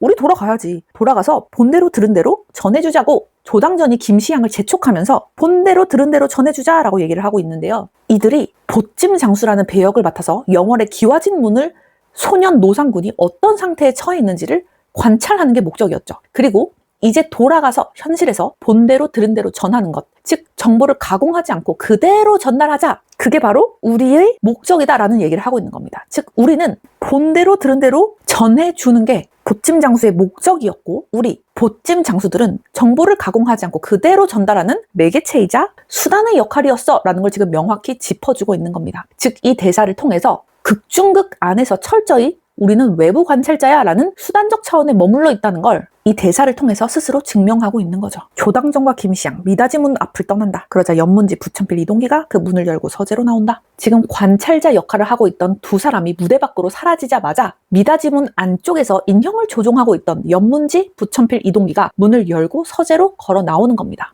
그 문을 열고 서재로 나온다. 조선시대의 가상공간 미닫이문 안쪽에서 실시간으로 인형들을 붙잡고 역사 속 목소리를 흉내내던 현대 인물들이 드디어 문을 열고 진짜 현실 공간인 서재로 완전히 걸어 나오는 겁니다. 이제 가상의 역사 차원은 완전히 마감된 거고 현실의 서재 차원만이 무대 위에 남게 되는 거죠. 역사에서 현재로 완전히 넘어왔다. 또 조금 전까지 인형이라는 객체들을 손에 쥐고 조종했었던 조종의 주체들이 이제 조종을 멈추고 현실의 연구원 자아로 돌아오는 순간이네 라는 것도 파악해 주시면 훌륭합니다. 자, 여기서 또 제가 여러분들께 아주 예리한 설계적 의문을 한번 던져보려고 하는데요. 조당전과 김시향이 미닫이 문 앞을 떠나자마자 그 이후에 인형을 조종하던 세 사람이 그제서야 문을 열고 서재로 나옵니다. 제 질문입니다. 왜 작가는 이 두 그룹이 서재 공간에서 서로 만나서 마주치게 만들지 않고 한쪽이 문 앞을 떠나자마자 다른 쪽이 나오도록 왜 교차해서 연출했을까요? 근데 좀 어려운 질문인데 그래도 한번 잠깐이라도 생각해보는 시간 갖도록 하겠습니다. 여기에 아주 정교한 메커니즘이 숨어 있는데요. 지금까지 진행된 역할놀이는 몸으로 직접 부딪히고 소리를 지르는 감정적이고 동태적인 체험이었습니다. 즉 조당정과 김시향은 역할놀이를 하면서 이 뜨거운 감정적 체험에 지금 사로잡혀 있는 상태죠. 굉장히 감정적이고 동태적인 상태다. 역할놀이라는 몸으로 직접 부딪히고 소리를 지르는 동태적인 체험, 즉 역할놀이를 했으니까. 반면에 앞으로 진행될 원탁 독해는 뭐예요? 역사 텍스트를 차분하게 대조하고 분석하는 이성적이고 정태적인 분석의 영역이죠. 즉 연문지 부천필 이동기는 이성적으로 연극을 기획한 3명의 조종자이기 때문에 앞에 조당정 김시향과는 감정적 성격이 완전히 다른 겁니다. 연문지 부천필 이동기는 어떻다? 이성적이면서 정태적인 상태라는 거죠. 만약에 감정의 차원에 서 있는 지금 조당정과 김시향과 이성적으로 연극을 기획한 연문지 부천필 이동기 이 3사람과 서재에서 같이 뒤섞여서 대화를 나누면 어떻게 될까요? 글쓴이가 생각했을 때 극의 분위기가 굉장히 산만해지고 이성과 감성의 경계가 무너지지 않을까라고 생각을 한 겁니다. 따라서 작가는 감정적 연극을 관람한 관찰자들을 무대 밖으로 완전히 배제시킨 후에 그 이후에 조종을 끝낸 냉정한 분석의 주체들을 서재 공간으로 포함을 시키고 있는 겁니다. 즉 지금 이 교차 퇴장은 단순한 무대 이동이 아니라 이렇게 얘기를 하는 거예요. 이제부터 감성적이었던 동태적 역할놀이는 완전히 끝났고 지금부터 머리를 차갑게 식혀서 이성적인 정태적 독해, 원탁 독해, 토론의 차원으로 기여를 바꿀 거야 라는 출제진의 아주 의도적이면서도 엄밀한 차원 전환의 신호였다라고 보여지고 있네요. 뒷부분 계속 읽어볼게요. 이동기, 쉽지 않더군. 인형들을 살아있는 듯 움직인다는 게. 부천필, 어때? 자네 부탁이어서 잘해보려고 애는 많이 썼는데. 조당전, 아주 잘했어. 연문지, 정말인가? 조당전, 나중엔 스스로 살아 움직이는 것처럼 보였지. 친구들, 실감나게 보였다니 다행이군. 네, 여기까지 보도록 하겠습니다. 저는 이 문장에 집중을 해볼게요. 쉽지 않더군. 인형들을 살아있는 듯 움직인다는 게. 하지만 나중엔 스스로 살아 움직이는 것처럼 보였지. 자, 역할놀이를 끝낸 이동기가 힘들었다면서 한마디를 던집니다.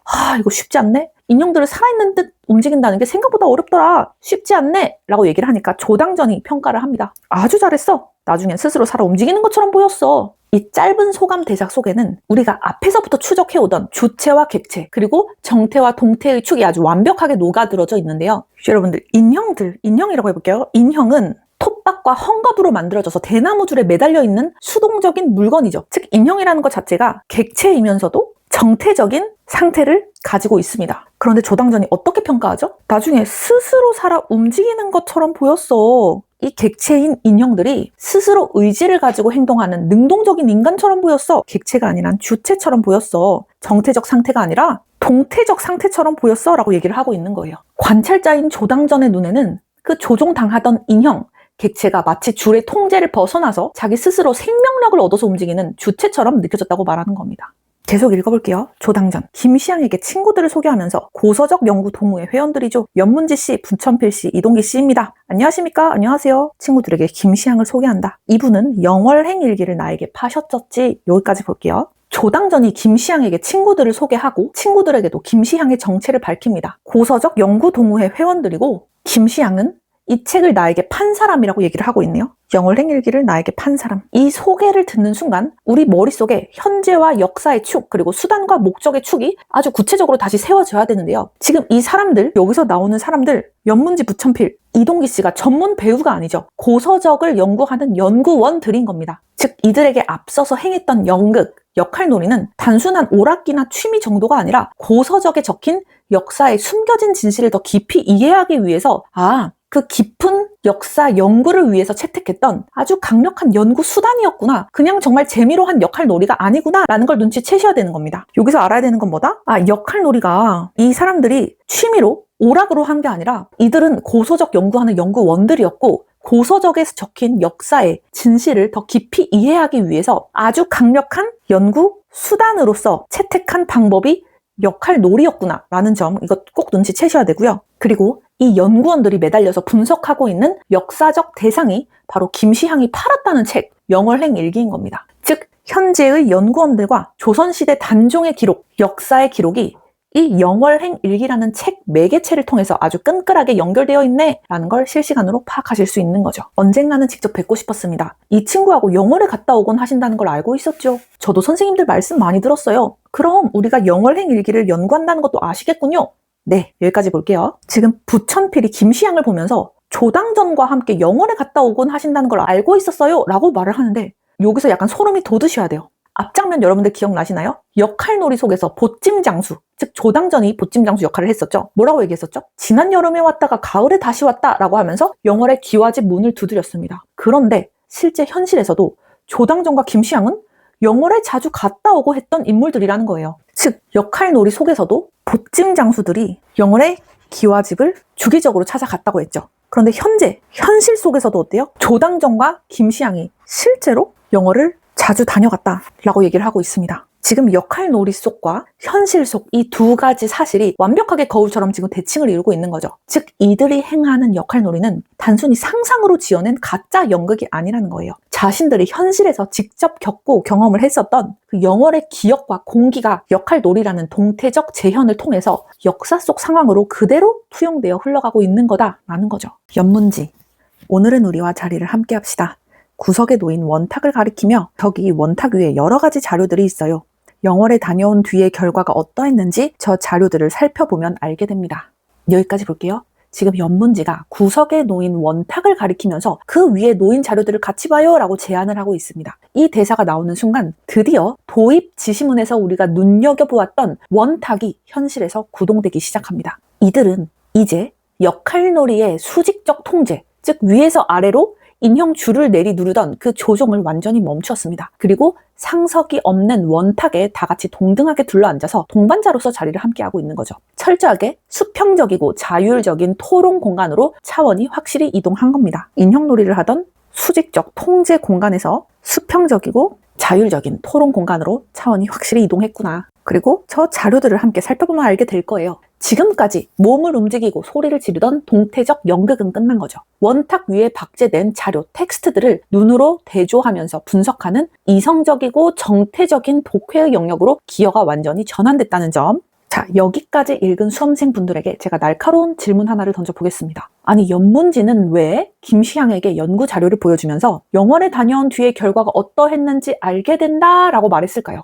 아니, 조당전과 김시향은 실제로 영월에 다녀온 당사자들이죠. 내가 직접 내 발로 영월에 다녀왔는데 왜 내 경험이 아니라 책상 위에 놓인 다른 사람들의 연구 자료를 봐야 그 결과를 알 수 있다고 하는 걸까요? 여러분들, 내 몸으로 직접 영월에 다녀온 거는 감정적이고 주관적인 동태적 체험입니다. 하지만 그것만으로 영월이 지닌 객관적인 실체와 역사의 진실을 온전히 설명할 수 있을까요? 내가 겪은 주관적 경험이 진짜 어떤 의미를 지니는지는 원탁 위에 놓인 차가운 역사서와 텍스트들, 즉 문서들이라는 정태적인 분석 자료와 내 경험을 1대1로 차분하게 대조해 보아야 비로소 명확하게 드러난다는 얘기입니다. 즉 작가는 이 대화를 통해서 인간의 생생한 주관적 체험, 동태적인 체험은 객관적인 텍스트 기록, 정태적 기록과 만날 때 비로소 완벽한 진실로 완성되는 거야 라는 고도의 구조적인 주제의식을 아주 자연스럽게 권유 대사 속에 녹여놓은 것입니다. 네, 참고해 주시면 좋겠네요. 고서적 동호회원들, 원탁과 의자들을 서재 한 가운데 옮겨놓는다. 연문지가 먼저 원탁에 앉고 부천필과 이동기가 좌우로 나눠 앉는다. 조당전과 김시향은 부천필 옆 의자에 앉는다.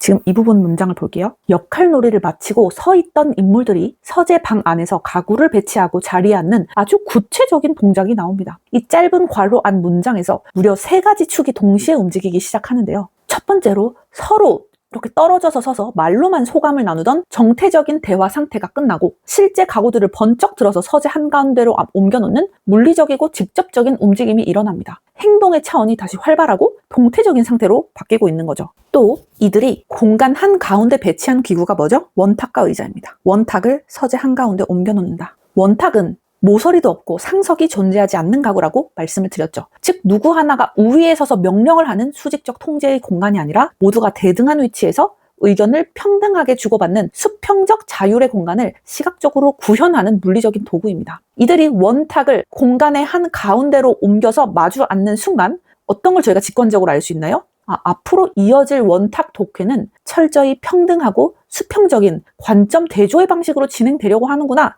라는 걸 저희는 직관적으로 느껴주셔야 됩니다. 또 3번째로 인물들이 자리에 앉는 배치를 한번 유심히 볼게요. 연문지가 먼저 원탁에 앉고 부천필과 이동기가 좌우로 나누어 앉았습니다. 왜 이들은 둥근 원탁에 그냥 자유롭게 섞어 앉지 않고 굳이 연문지를 가운데 두고 부천필과 이동기가 좌우로 쫙 갈라져서 앉았을까요? 같이 한번 생각해 보도록 할게요. 아니 동그랗고 대등한 위치에 앉는 모서리 없는 원탁이라면서 근데 굳이 왜 연문지를 가운데 두고 부천필과 이동기가 좌우로 나눠 앉았을까요? 인물들이 자리에 앉는 배치도 작가가 그냥 아무 생각 없이 쓰지 않았단 얘기예요. 다 같이 생각해 보셨죠? 즉 작가가 이렇게 문장을 쓴 이유는 뒤이어서 펼쳐질 역사 텍스트 독해 속에서의 갈등 구조, 즉 중심 인물 왕을 사이에 두고 양 옆에서 신하들이 팽팽하게 대립하게 될 좌우 대립의 역학관계를 지금 이 현실 세계의 자리 배치를 통해서 미리 직관적으로 보여주고 있는 겁니다. 아직 역사서 낭독을 시작하기도 전인데 이들이 앉은 물리적인 구도 자체로 이미 역사 속 갈등의 뼈대를 고스란히 담아내고 있는 거예요. 이제부터 좌우로 나눠서 팽팽하게 대립할 거야. 좌우가 대립할 거를 미리 알려줄게 라고 하면서 복선을 깔아주는 거죠. 자, 그 다음 대사 보도록 하겠습니다.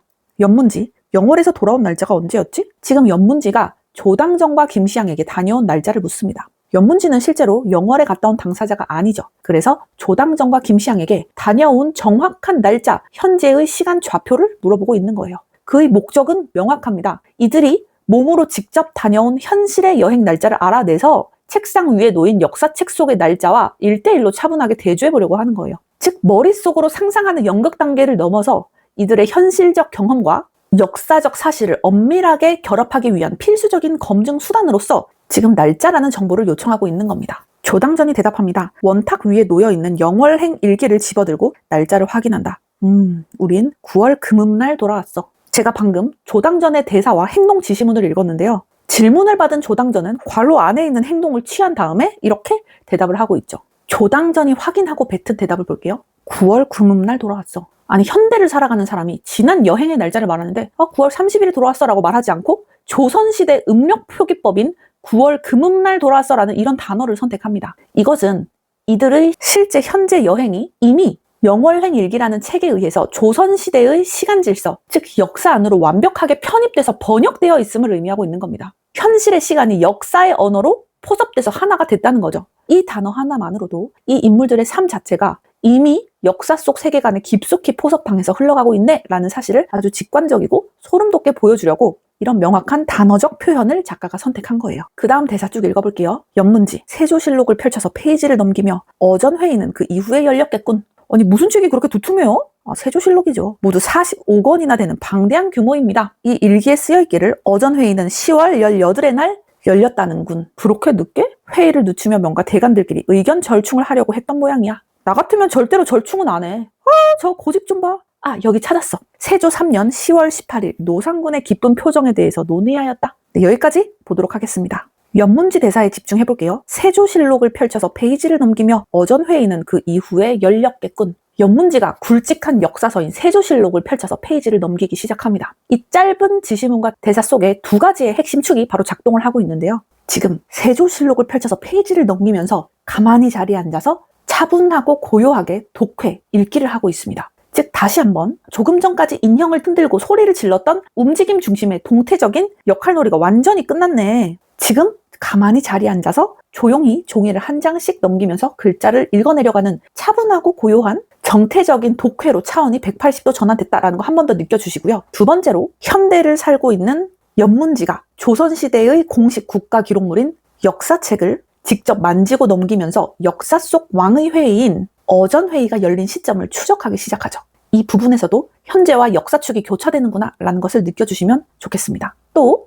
이 연문지라는 사람이 현실과 역사의 경계에서 퍼즐을 맞춰가는 분석의 주체로 있구나 라는 점 김시향이 얘기합니다. 무슨 책이 그렇게 두툼해요? 연문지, 세조실록이죠. 모두 45권이나 되는 방대한 규모입니다. 김시향이 실록의 압도적인 두께를 보고 놀라서 물어보자 연문지가 이렇게 말하죠. 모두 45권이나 되는 방대한 규모라고 대답을 합니다. 여러분들 이 짧은 대화를 봤을 때 가지고 계시던 역사 상식을 다 지우세요. 오직 지문 속에 있는 책의 부피 대조만 저희 직관적으로 한번 바라볼게요. 저희 세조실록과 영월행 일기 한번 비교해 보도록 하겠습니다. 세조실록은 45권이나 되는 엄청나게 방대한 분량의 두툼한 국가 공식 문서입니다. 근데 영월행 일기는 뭐죠? 한 권짜리 얇고 소박한 개인의 일기죠. 일기라고 쓰여 있으니까. 이 두께의 극명한 차이는 수평과 수직의 축을 아주 상식적이면서도 시각적으로 보여주고 있는데요. 이 세조실록이 뭐냐? 실록. 세조가 자신이 이 권력은 정당한 거야 라는 걸 증명하기 위해서 돈과 인력, 나라의 모든 힘을 총동원해서 수직적으로 찍어낸 거대하고 무거운 기록이 바로 세조실록이라는 거죠. 다들 이해가 되시죠? 자, 그러면 영월행 일기 볼게요. 일기. 여러분들 일기 다 써보셨죠? 유배지에 격리되어 있는 힘없는 개인이 자신의 내면과 진실을 지키기 위해서 몰래 그냥 혼자 한 글자씩 적어내려간 소박하고 가벼운 기록을 일기라고 합니다. 일기. 여러분들은 지금 이 대화를 통해서 거대한 국가 권력과 나약한 개인의 영혼이 지닌 겉보기에는 비교조차 되지 않을 만큼 힘의 크기가 실록적으로 무겁게 기울어져 있음을 본능적으로 느껴주셔야 됩니다. 쉽게 말해서 세조실록은 아주 두꺼운 45권짜리 방대한 규모인데 일기는 그냥 혼자 적어내려간 한 권짜리 얇고 소박한 개인의 기록이라는 거죠. 조당전 대사부터 다시 볼게요. 이 일기에 쓰여있기를 어전회의는 10월 18일의 날 열렸다는군. 그렇게 늦게? 여기까지 볼게요. 조당전이 일기장을 보면서 어전회의가 10월 18일에 열렸다고 확인을 해주니까 연문지가 깜짝 놀라서 그렇게 늦게? 라고 되물었죠. 아니 왕이 반역자나 폐위된 왕을 처결하는 회의를 어전회의를 굳이 날짜를 미뤄가면서 늦게 열었습니다. 여기서 의문점이 하나 들어야 되는데요. 아니 절대적인 권력을 쥔 왕과 조정의 백관들이 왜 무엇 때문에 회의를 빨리 해치우지 않고 질질 끌면서 늦추었을까요? 즉 어전회의를 그렇게 늦게 연 이유는 그 이면에 우리가 아직 알지 못하는 아주 복잡한 내부 사정과 고민이 도사리고 있었구나라는 걸 암시하고 있는 겁니다. 그 다음 대사 볼게요. 회의를 늦추면 뭔가 대관들끼리 의견 절충을 하려고 했던 모양이야. 나 같으면 절대로 절충은 안 해. 아유 저 고집 좀 봐. 조당전이 회의가 늦어진 원인을 분석합니다. 아무래도 신하들끼리 서로 의견을 조율하고 절충을 시도하느라 시간이 걸렸던 게 아닐까? 라면서 인과적 추론을 하고 있죠. 그러자 이동기가 발끈하면서 소리를 지릅니다. 나 같으면 절대로 절충 안 해! 라고 얘기를 하는 거죠. 지금 이 대사 속에서 수평과 수직의 축 그리고 주체와 객체의 축이 동시에 폭발하고 있는데요. 저희 한번 하나씩 볼게요. 뭔가 대감들끼리 의견 절충을 하려고 했나 봐. 나 같으면 절대로 절충 안 해! 자, 의견 절충과 절대로 절충 안 한다. 이거 두 개 한번 비교해 볼게요. 의견을 절충한다는 거는 일방적인 명령이 아니라 서로 다른 의견을 나누고 조율하고 맞춰가려는 대등하고 수평적인 의사소통 방식을 의견을 절충한다라고 얘기를 하죠. 의견 절충이란 표현 자체가 수평적 자유를 의미한다. 그런데 절대 절충 안 해는 어때요? 상대방의 의견을 짓밟고 나의 일방적인 기준과 힘으로 강요할 거야. 독점적이고 수직적으로 통제할 거야. 라는 표현입니다. 즉 조당전의 추측에 따르면 역사 속의 조선의 조정 내부에서도 어떻게 해서든 피를 흘리지 않고 문제를 조율해보자 라는 수평적 절충의 시도가 있었던 게 아닐까라는 거죠. 하지만 현실 세계의 이동기는 그런 타협을 아주 강하게 거부하는 융통성 없는 고집쟁이의 모습을 보여주고 있습니다. 여기서 굉장히 흥미로운 주체와 객체 축의 겹침 현상을 발견하셔야 되는데요. 여러분들 이동기 이 사람 방금 전에 역할놀이를 할 때 어떤 인형을 조종했었나요? 강경파 신하 중에 한 명인 한명회를 조종했습니다. 그리고 연극이 끝난 현실 주체로 돌아와서도 나 같으면 절대 절충 안 해! 라면서 객체였던 한명회처럼 똑같이 고집스럽고 차가운 태도를 고스란히 보여주고 있습니다. 이것은 이동기라는 인간 주체의 실제 기질과 그가 연구하고 있는 역사적 객체 한명회의 기질이 한치의 오차도 없이 완벽하게 맞물려 있음을 실시간으로 드러내주는 정교한 작가의 캐릭터 설계인 거죠. 아유 저 고집 좀 봐! 라고 했고요. 그다음 연문지 대사부터 또 볼게요.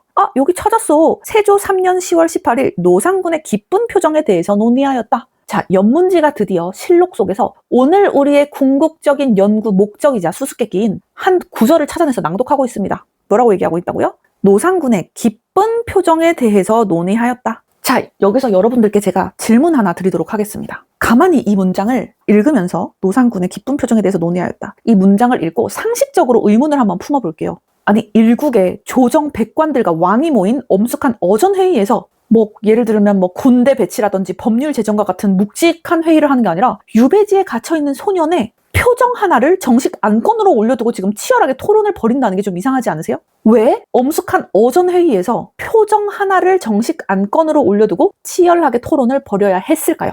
여러분들 한번 생각해보세요. 네, 생각해보셨죠? 백성을 지배하는 왕의 권력은 두려움과 통제라는 수직적 통제 수단으로 유지가 됩니다. 그런데 지배를 당하는 피지배자인 소년 노상군은 지금 모든 걸 빼앗긴 상황에서도 두려워, 무서워라고 하지 않고 만면에 기쁜 표정을 짓고 있다고 하는 거죠. 기쁜 표정. 이거는 왕의 통제력이 소년의 내면 세계에 단 1%도 미치지 못하고 있음을 시각적으로 증명하는 대사건입니다. 즉 결국에 세조나 한명회 같은 수직적 지배자들에게 이 노상군이라는 기쁜 표정은 자신들의 지배 시스템 자체를 뿌리채 뒤흔드는 무시무시한 정신적 자율성, 수평적 자율성으로 반역행위로 읽혔던 거예요. 아니 우리를 무서워하고 두려워해야 되는데 우리를 무서워하지 않고 만면의 기쁜 표정, 웃음을 짓고 있다는 거니까 이 유배지에 갇힌 소년의 표정 하나로도 지금 이거 반역 아닌가? 라고 이들은 느끼고 있는 겁니다. 그렇기 때문에 이들은 국가 최고회의인 어전회의를 열어서 소년의 표정 하나를 통제하고 처단해야 돼 라고 하면서 대책회의를 열게 되었던 거죠. 이동기 해안지록을 펼쳐서 부천필에게 밀어주며 해안지록의 마지막 장이야. 자네가 먼저 읽게. 부천필 해안지록을 이동기에게 밀어준다. 아니야, 자네가 먼저 읽어. 여기까지 볼게요. 이동기와 부천필이 원탁 위에서 해안지록이라는 책을 서로 밀어주고 당기는 그런 밀당하는 행동이 나옵니다. 이 짧은 행동 지시문을 보면요, 이들은 서로 힘으로 억누르거나 강요하면서 너가 먼저 읽어 이렇게 수직적으로 강제하고 있나요? 그런 모습 전혀 없죠. 자네가 먼저 읽어라면서 서로 차례를 양보하고 있습니다. 이 모습은 원탁에 둘러앉은 현대 연구원들 사이에 평화롭고 대등한 수평적 자율 관계를 아주 잘 보여주는 일상적인 행동이다. 추가적으로 제가 이 양보하는 장면을 읽은 독자님들에게 아주 예리한 질문 하나 던져보도록 할 건데요. 이동기와 부천필은 단순하게 그냥 양보를 하는 것일까요? 왜 하필 해안지록의 마지막 장을 두고 서로 선뜻 먼저 읽기를 주저하면서 책을 왜 서로에게 밀어냈을까요? 네, 질문입니다. 왜 마지막 장을 두고 서로 두 사람 모두 선뜻 먼저 읽기를 주저하면서 책을 서로에게 밀어냈을까? 여기에 아주 소름 돋는 설계가 숨겨져 있는데요. 어떤 이야기든 마지막 장에는 주인공의 최종적인 운명이나 파국에 치닫는 결말 같은 아주 무겁고 결정적인 사실이 적혀있기 마련입니다. 지금 이들은 고서적 연구원들이죠. 즉 이 마지막 장에 적힌 내용이 노상군에게 일어날 아주 비장하고 슬픈 결말이라는 것을 이 고서적 연구원들은 직관적으로 잘 알고 있는 겁니다. 따라서 이 비극적인 역사적 팩트를 내 입을 통해서 직접 소리내어 낭독하는 첫 번째 주체가 된다는 것에 대해서 두 사람 모두 무의식적으로 아주 깊은 정서적 부담감, 공포와 슬픔을 느끼고 있는 거죠. 즉 이 책을 서로에게 밀어내는 단순해 보이는 행동일지라도 역사적 비극을 마주한 인간 주체들이 지금 본능적으로 취하는 심리적 방어 기제이자 거부 반응이다라는 걸 시각적으로 보여주는 작가의 정교한 설계가 아닐까라는 생각이 듭니다. 이동기, 소신 한명회, 전학계 아래옵니다. 결국 이동기가 양보를 끝내고 첫 문장을 소리내어 읽기 시작합니다. 대사는 조선시대 어전회의 속 신하의 목소리인 거죠. 즉 지금 현대 서재에 앉아있는 이동기가 입을 열어서 역사적 기록 속에 있는 한명회의 대사를 말하기 시작합니다. 현실의 말소리를 통해서 과거의 인물이 서재 한가운데에 실시간으로 소환되는 순간인 거죠. 또 이동기는 대사를 말하는 주체로서 역사책에 인쇄되어 있는 한명회의 대사인 객체, 텍스트를 그대로 출력해주는 일종의 스피커 역할을 수행하고 있는 겁니다. 연문지, 세조실록에는 그날 임금은 늦은 보고에 몹시 기분이 상했다고 적혀있군까지만 볼게요. 지금 이동기가 해안지록의 대사를 읽자 연문지가 45권짜리 방대한 세조실록의 해당 구절을 찾아서 요약을 해준 겁니다. 임금, 즉 세조가 보고가 늦어서 기분이 상했다라고 기록되어 있는 것을 찾아서 말해준 거죠.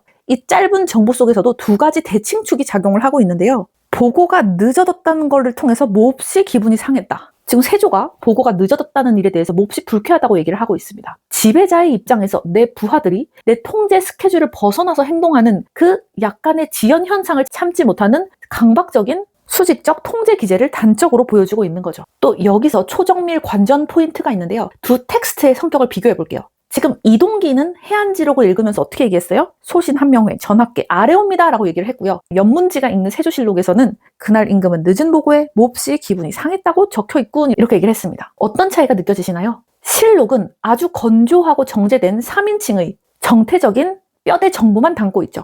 임금이 기분이 상했다는 팩트만 남겨준 겁니다. 하지만 해안지록은 어때요? 어전회의 현장의 숨소리와 목소리가 1인칭으로 고스란히 살아 숨쉬는 생생한 동태적인 대사를 담고 있습니다. 즉 수평적인 원탁에 둘러앉은 이들이 지배자가 가공하여 박제해둔 공식 실록, 즉 수직적 통제의 껍데기 너머로 실제 어떤 일이 벌어나고 있었는지 개인의 날 것 그대로의 기록물을 양옆에 나란히 놓고 입체적으로 지금 교차 검증을 하고 있는 거예요. 수직과 수평을 교차 검증하고 있는 거다. 이 두 텍스트의 상반된 성격을 1대1로 매칭해 가는 것 자체가 이 원탁 독해의 가장 핵심적인 방법론적 수단이라는 거죠. 이동기, 영월에 다녀온 자들이 말하기를 노상군의 얼굴은 만면에 웃음을 지은 기쁨의 표정이라 하나이다. 이는 날이 갈수록 그가 오만불손해지고 있음이니 전하께서는 더 이상 지체 마옵시고 그를 처형하소서. 지금 이동기가 한명회의 목소리로 해안지록의 내용을 본격적으로 낭독하고 있습니다. 이 대사 속에 이 극의 핵심 충돌인 수평적 자율과 수직적 통제, 그리고 수단과 목적 차원의 관계가 완전히 폭발하듯이 뿜어 나오져 있는데요. 우리는 그냥 글자 그대로만 한번 뜯어볼게요. 지금 노상군의 얼굴이 어떻다고요? 만면에 웃음을 지은 기쁨의 표정이다. 우리가 조금 전에 앞부분 지문에서 확인을 했지만 노상군은 왕관과 골룡포를 빼앗긴 상황에서도 자기가 직접 만든 헝겊 인형들을 보면서 흡족해 했었죠. 왜? 권력이라는 수직적 가치를 버렸기 때문에 그 어떤 물리적인 위협 아래에서도 만면에 미소를 띠고 웃을 수 있는 상태가 됐었던 거다. 따라서 노상군은 내면적으로 수평적 자율 상태를 잃었었다라고도 아까도 말씀을 드렸었습니다. 그런데 뒤에 또 뭐라고 얘기하고 있어요?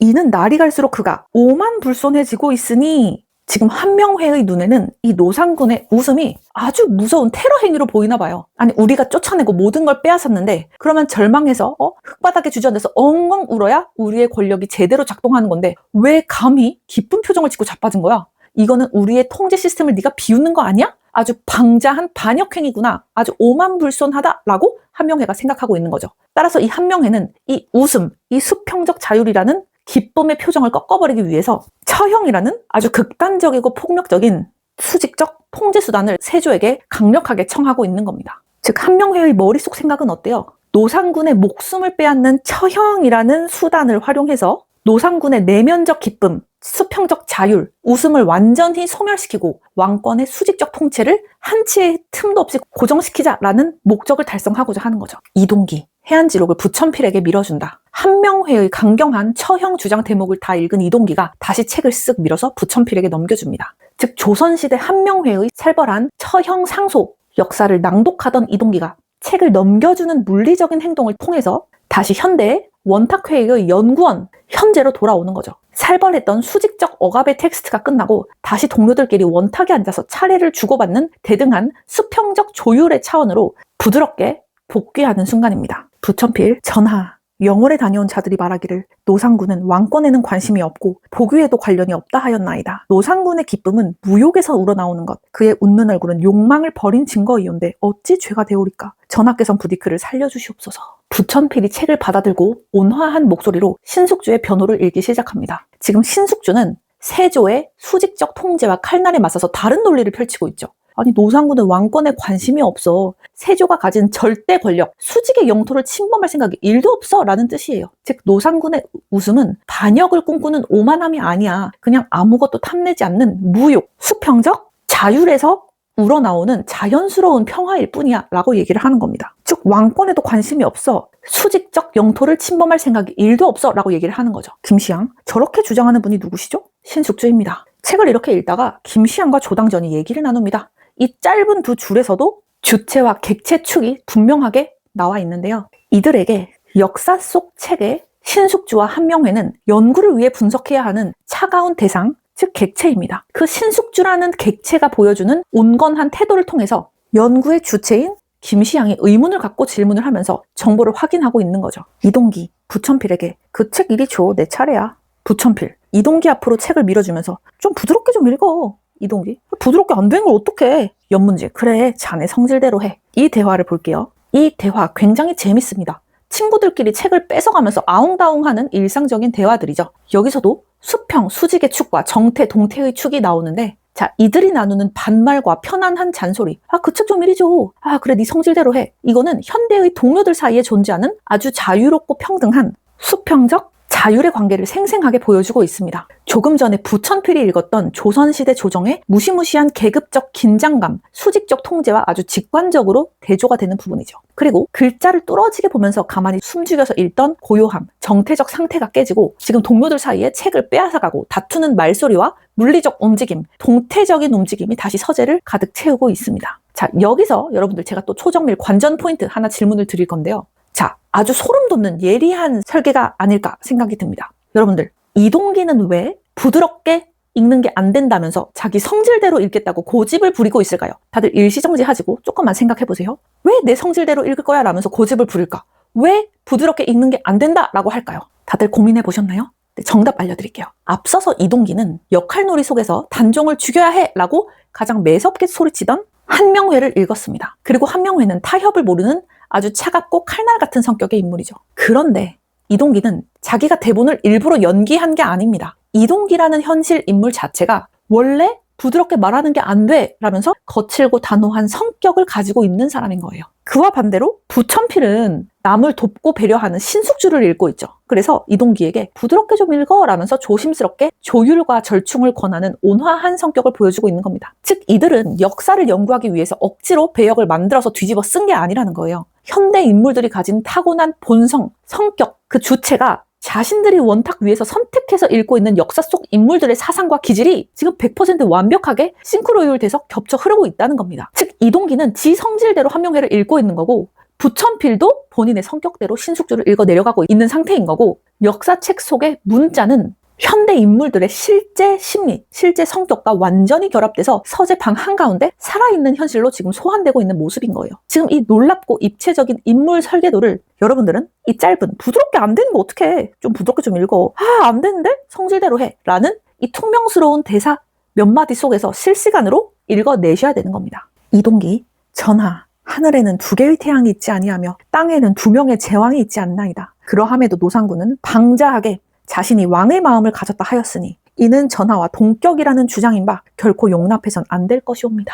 자, 지금 한명회가 공격을 하고 있는데요. 하늘에는 2개의 태양이 있지 아니하며 땅에는 2명의 제왕이 있지 않다. 지금 노상군은 전하와 동격이라고 주장하고 있으니까 처형을 해야 한다라고 하면서 엄청나게 무서운 논리를 드러내고 있습니다. 하늘의 태양이 둘일 수 없듯이 왕도 둘일 수 없다라는 거죠.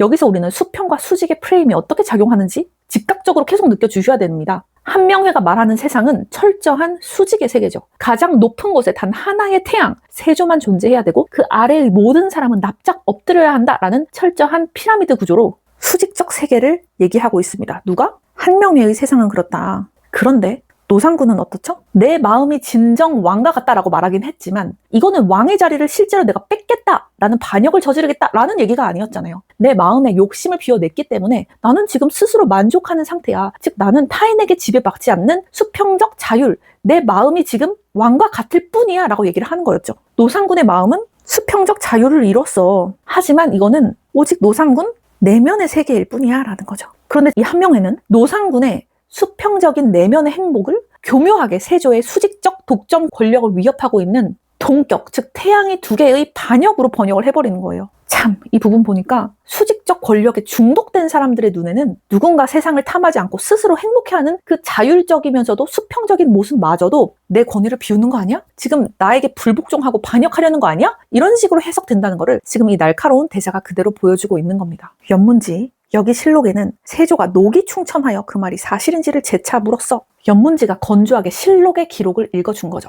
세조가 이 말을 들고 녹이 충천했다, 화를 엄청나게 냈다 라고 전하고 있는데요. 세조는 왜 이토록 불같이 화를 냈을까요? 지금 세조 자신은 칼과 군대라는 무시무시한 수직적 통제 수단으로 세상을 지배하고 있죠. 그런데 저 유배지에 갇힌 어린 소년 하나가 그 조그만 박지훈 혼자서 자기가 가진 수직적 폭력에 단 1%도 굴복하지 않고 내 마음은 스스로 너무 행복해, 난 수평적 자유를 이뤘어 라고 하는 게 자기를 완전 비웃고 있는 것처럼 느껴지는 거예요. 내 통제력이 전혀 통하지 않는 노상군의 마음이 존재한다는 그 사실 자체가 세조 본인에게는 감히 내 절대 권력에 지금 대드는 거야? 이런 식으로 아주 내 권력에 거대한 구멍이 뚫린 것처럼 무시무시한 공포와 분노로 다가온 겁니다. 이동기, 의심 마옵소서 전하. 소신과 신대감이 함께 들었나이다. 지금 한명회가 세조의 분노에 기름을 붓고 있는 거죠. 그러면서 신대감, 신숙주까지 함께 증인으로 묶어버립니다. 지금 한명회, 이동기는 이 대화를 이끌어가는 능동적인 지배 주체인데 그는 노상군의 목숨을 완벽하게 통제하려는 목적을 가지고 있죠. 반면에 한 배를 타고 있는 동료인 신숙주를 억지로 자신의 증언대로 끌어들여서 꼼짝달싹 못하게 만드는 공범,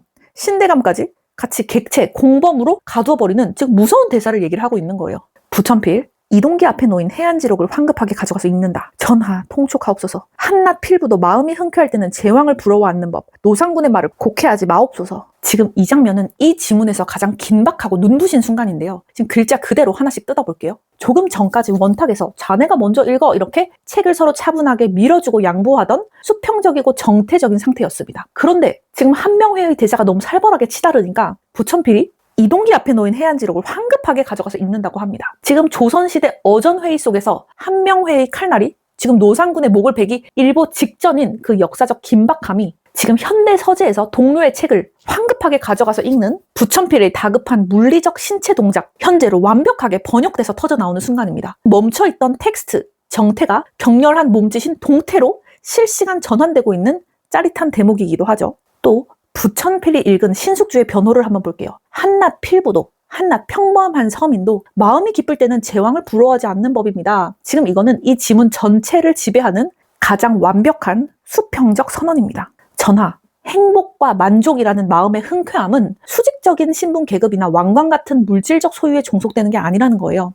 길거리의 거지도 평범한 서민도 마음이 편하면 임금을 부러워하지 않는 게 자연의 순리인데, 노상군이 스스로 왕과 같다고 말한 건 그저 한 인간으로서 마음을 완전히 비우고 얻어낸 순수한 평화일 뿐이라는 거죠. 그러니까 제발 그 수직적 대립으로 이 노상군의 마음을 삐딱하게 오해하지 말라라고 변호하고 있는 겁니다. 즉 마음이 흔쾌할 때는 임금도 안 부러워라는 평범한 인간 본성에 대해서 호소를 함으로써 목적이 뭐예요? 한명회가 놓은 덫에서 노상군을 무죄로 꺼내서 목숨을 구해주고 싶은 거죠. 즉 노상군을 역모를 꾸미는 정치적 주체가 아니라 그저 마음의 평화를 누리는 인간일 뿐이야, 인간 주체일 뿐이야, 이렇게 되돌려 놓음으로써 지금 그를 처벌하려는 한명회의 날카로운 수단들을 무력화하려는 변호를 하고 있는 겁니다. 자, 제가 여기까지 읽었을 때 출제지대 고도의 설계를 하나 짚어드리려고 합니다. 지금 한명회와 신숙주가 세조 앞에서 사용하는 말의 무기를 한번 비교해 볼 건데요. 한명회는 하늘에는 두 개의 태양이 있지 않다라는 자연의 절대 법칙을 인간 사회에 강제로 억지로 대입을 했습니다. 하지만 신숙주는 어땠어요? 한낱 필부도 마음이 흔쾌할 때는 제왕을 부러워하지 않는다라는 보편적인 인간의 마음 작용을 근거로 세워서 방어를 하고 있죠. 한명회는 세상의 질서를 숨막히는 수직적 규칙으로 고정해 두려고 하고, 신숙주는 인간의 내면을 그 어떤 규칙으로도 묶어놓을 수 없어, 자유롭고 자율적인 수평적인 영역일 뿐이야 라고 말하면서 세조를 설득하고 있는 겁니다. 결국에 이 어전회의는 단순히 단종을 살릴 것인가 죽일 것인가를 다투는 시시한 정쟁이 아니라는 거죠. 인간의 모든 영역을 철저한 수직적인 법과 질서 아래 통제하려는 세력과 인간의 내면적 자유와 자율성이라는 수평적 영토를 끝까지 지켜내려는 세력, 즉 수직과 수평이 싸우고 있는 사상적 전쟁인 겁니다. 이 거대한 대립축이 태양과 필부라는 단어의 극명한 대조를 통해서 실시간으로 완벽하게 구현되고 있는 겁니다. 연문지, 해안지록을 자신의 앞으로 당겨놓고 세조의 발언 대목을 찾아 읽는다. 지금 연문지가 적극적으로 책을 가져와서 세조의 말을 찾아서 읽기 시작합니다. 조금 전에 책을 밀치면서 농담을 주고받았던 가벼운 움직임, 동태적인 작용이 멈추고 다시 책 속의 세조의 마음을 엄밀하게 분석하기 위해서 텍스트를 파고드는 아주 차분하고 무거운 정태적 시간으로 진입하고 있죠. 경들은 들으라. 노상군의 무표정을 견뎠던 내가, 슬픈 표정도 견뎌냈던 내가 기쁜 표정만은 도저히 견딜 수가 없도다. 만약 노상군의 기쁜 표정을 그대로 두면 온갖 시정 잡배마저 제왕과 다름없다 뽐낼 터인즉 대체 짐이 무엇으로 그들을 다스릴 수 있겠느냐. 세조가 내뱉는 이 대사는 이 극의 사상적 뼈대를 관통하는 엄청나게 중요한 대사입니다. 아주 쉽게 하나씩 뜯어볼게요. 세조는 노상군의 세 가지 표정을 말하고 있습니다. 무표정, 슬픈 표정, 그리고 기쁜 표정. 이 노상군의 세 가지 표정에서 수평과 수직, 그리고 수단과 목적의 역학관계가 어떻게 작용하는지 실시간으로 한번 보셔야 되는데요. 먼저 제가 무표정과 슬픈 표정을 초록색 형광펜으로 같은 색으로 칠했습니다. 자, 노상군이 아무 표정이 없거나 또는 슬픈 표정을 짓는다는 것은 세조가 가한 유배라는 물리적인 형벌이 노상군에게 고통으로 고스란히 작용하고 있음을 뜻하고 있습니다. 즉 세조의 강한 지배력, 수직적 통제가 노상군의 몸과 마음을 장악하는 데 성공했다는 뜻이죠. 그래서 세조는 이 표정들을 견딜 수 있었던 겁니다. 왜? 자신의 권력이 아주 잘 작동하고 있으니까. 하지만 노상군이 만면에 가득 웃음을 띠고 기뻐하는 순간 세조의 모든 지배 시스템은 마비되는 것처럼 느껴지는 거예요. 아니 내가 다 빼앗고 유배지에 보내버렸는데 어떻게 저 녀석은 저렇게 행복할 수가 있지? 즉 노상군의 웃음은 세조가 가했던 온갖 수직적인 압박과 통제, 칼날에 단 1%도 굴복하지 않았다. 완벽한 정신적 자율, 수평적 자유를 이뤘다는 것을 이 기쁜 표정으로 증명을 하고 있는 거죠. 세조의 이 대사가 굉장히 저는 인상적이었는데요. 만약 노상군의 기쁜 표정을 그대로 두면 온갖 시정 잡배마저 제왕과 다름없다 뽐낼 터인즉 대체 짐이 무엇으로 그들을 다스릴 수 있겠느냐. 즉 지배자들은 백성들에게 두려움을 주거나 물질적인 혜택을 쥐고 흔드는 수직적인 지배 수단을 써서 지금까지 권력을 뽐내고 지배를 했었는데 백성들이 왕의 권력 따위를 탐내지 않고 스스로 마음의 만족, 수평적 자유를 얻어서 행복해지기 시작하면 왕의 지배 수단은 아무 쓸모가 없어진다는 거죠. 즉, 지금까지 지배자들은 수직적인 지배 수단으로 그들을 지배했었는데 백성들이 스스로 마음의 만족, 수평적 자유를 얻으면 나는 대체 무슨 수단으로 그들을 지배하겠다는 목적을 이룰 수 있겠느냐라는 얘기예요. 즉, 노상군의 웃음은 왕이 가진 칼과 권력의 힘을 완벽하게 무력화시키는 굉장히 무서운 무기였던 겁니다. 자, 여기서 제가 날카로운 질문을 하나 던져보려고 하는데요. 세조는 지금 칼을 실제로 쥔 지배자인데 저 멀리 유배지에 갇혀있는 힘없는 어린 소년의 웃음 하나에 이토록 부들부들 떨면서 두려워하고 있는 진짜 이유가 뭘까요? 여기에 아주 소름 돋는 주객의 역설이 숨겨져 있습니다. 세조와 노상군을 비교를 해보면 지금 세조는 왕관을 쓰고 나라를 지배하는 주체처럼 보이죠? 그리고 노상군은 갇혀서 톱밥 인형이나 만지고 있는 객체처럼 보입니다. 하지만 세조가 저 강원도 영월을 유배지에 갇혀있는 어린 소년의 웃음 하나에도 부들부들 떨면서 두려워하는 진짜 이유가 뭐냐? 세조는 지금 나라를 지배하는 주체처럼 보이지만 사실은 자기 권력이 언제 무너질지 몰라서 늘 불안해하고 남들의 표정 하나하나 전부를 검열해야만 살 수 있는 철저하게 불안에 갇힌 권력의 객체였다는 거죠. 이게 진짜라는 겁니다. 또 노상군은 보기에는 유배지에 갇혀서 톱밥 인형이나 만지는 것처럼 보이지만 실제로는 남의 눈치나 세상의 욕심에 휘둘리지 않고 스스로 내면의 평화를 통제하는 진짜 자기 삶의 자율적인 주체가 되어 있다는 거죠. 결국 세조가 느끼는 공포는 가짜 주체인 세조가 진짜 주체인 노상군을 마주했을 때 느끼는 본능적인 패배감과 열등감인 겁니다. 내 통제력이 단 1%도 미치지 못하는 노상군의 영혼을 보는 순간 세조는 자신이 쥔 칼날이 아무 쓸모가 없음을 깨닫고 미칠 듯한 두려움에 사로잡힌 거죠. 이동기, 소신의 주장이 처음부터 그 뜻이었나이다. 전하, 속히 처단하소서. 연문지, 노상군을 죽여라. 김시양, 놀란 표정으로 의자에서 벌떡 일어나며 죽여요? 연문지, 당장 영월로 사약을 보내라. 하늘에는 오직 한 태양만이 빛을 내고 땅에는 오직 짐만이 웃는 얼굴임을 보여주라. 이렇게 끝납니다. 자, 세조의 두려움을 포착한 한명회가 즉각 처형을 부추기고 있고 세조는 마침내 사약을 내리라고 미친 듯이 소리를 칩니다. 이 짧은 장면 속에서 세 가지 축이 격렬하게 소용돌이 치고 있는데요. 자, 이 장면을 한번 가만히 볼게요. 연구를 위해서 차분하게 역사책을 소리내어 읽어내려가던 정태적인 독회, 현재의 현장이었습니다. 그런데 연문지가 세조의 목소리로 노상군을 죽여라! 라고 살벌하게 외치는 순간 옆에 앉아있던 김시양이 놀란 표정으로 의자에서 벌떡 일어나면서 죽여요? 라고 외칩니다. 지금 김시양은 역사연구회 회의에 실제로 앉아있는 사람이죠. 지금 낭독되는 역사 속 세조의 무시무시한 폭력성, 역사의 마음을 완전히 뺏겨버려서 지금 현지와 역사의 장벽을 무너뜨리고 실제 그 역사 현장에 서 있는 사람처럼 온몸으로 격렬하게 반응을 하고 있는 거예요. 진짜 죽여요? 즉 현재와 역사의 장벽이 지금 무너지고 있다. 왜? 지금 세조의 이 무시무시한 폭력성에 마음이 완전히 뺏겨버려서. 또 두 번째, 원래 김시향은 책이라는 객체를 구경하고 분석하는 주체적인 관찰자여야 하죠. 하지만 지금 이 역사적 사건이 지니는 그 비극적인 무게에 완전히 지금 동화가 돼서 책 속의 피해자인 노상군과 자신을 하나로 일치시켜버리는 주객이 융합되고 있는 거예요. 그거를 어떻게 알 수 있어요? 놀란 표정으로 벌떡 일어나면서 죽여요? 라고 하는 거죠. 즉 책이라는 객체를 구경하고 분석하는 주체적인 관찰자인 김시향이 이 비극적인 상황에 동화돼서 주객이 융합해버리는 거죠. 벌떡 일어나면서 죽여요? 이렇게 소리치고 있는 겁니다. 그리고 마지막, 세조의 마지막 명령 한번 볼게요. 하늘에는 오직 한 태양만이 빛나고 땅에는 오직 짐, 나만이 웃는 얼굴을 할 수 있다. 이거는 세조가 내릴 수 있는 가장 극단적인 수직적 통제의 선언입니다. 아주 극단적인 수직적 통제의 선언인 거죠. 이 세상의 모든 권력뿐만 아니라 인간의 감정, 웃는 얼굴과 마음의 평화, 수평적 자율성조차도 오직 최고의 권력자인 나 혼자서만 독점하겠다는 거예요. 내 허락 없이 감히 스스로 기뻐하고 행복해하는 놈들 모두 사약을 내려서 목숨을 빼앗아서 그 행복을 내가 진압해버리겠다고 아주 극단적으로 수직적 통제를 하고 있는 거죠. 자, 여러분, 이 장면의 마지막 줄까지 읽으시고 우리는 아주 거대한 논리적 역설을 잡아내야 됩니다. 세조는 노상군의 웃는 얼굴을 없애버리기 위해서 사약, 처형이라는 최후의 수단을 썼는데요. 자, 여러분들, 죽음이라는 수단은 과연 노상군의 자율적인 행복을 이긴 걸까요? 진 것일까요? 즉 사약을 보낸 세조가 노상군의 행복을 빼앗고 완전히 이긴 것처럼 보이냐? 완전히 이긴 거냐? 진 거냐? 이거 한번 생각해 볼까요?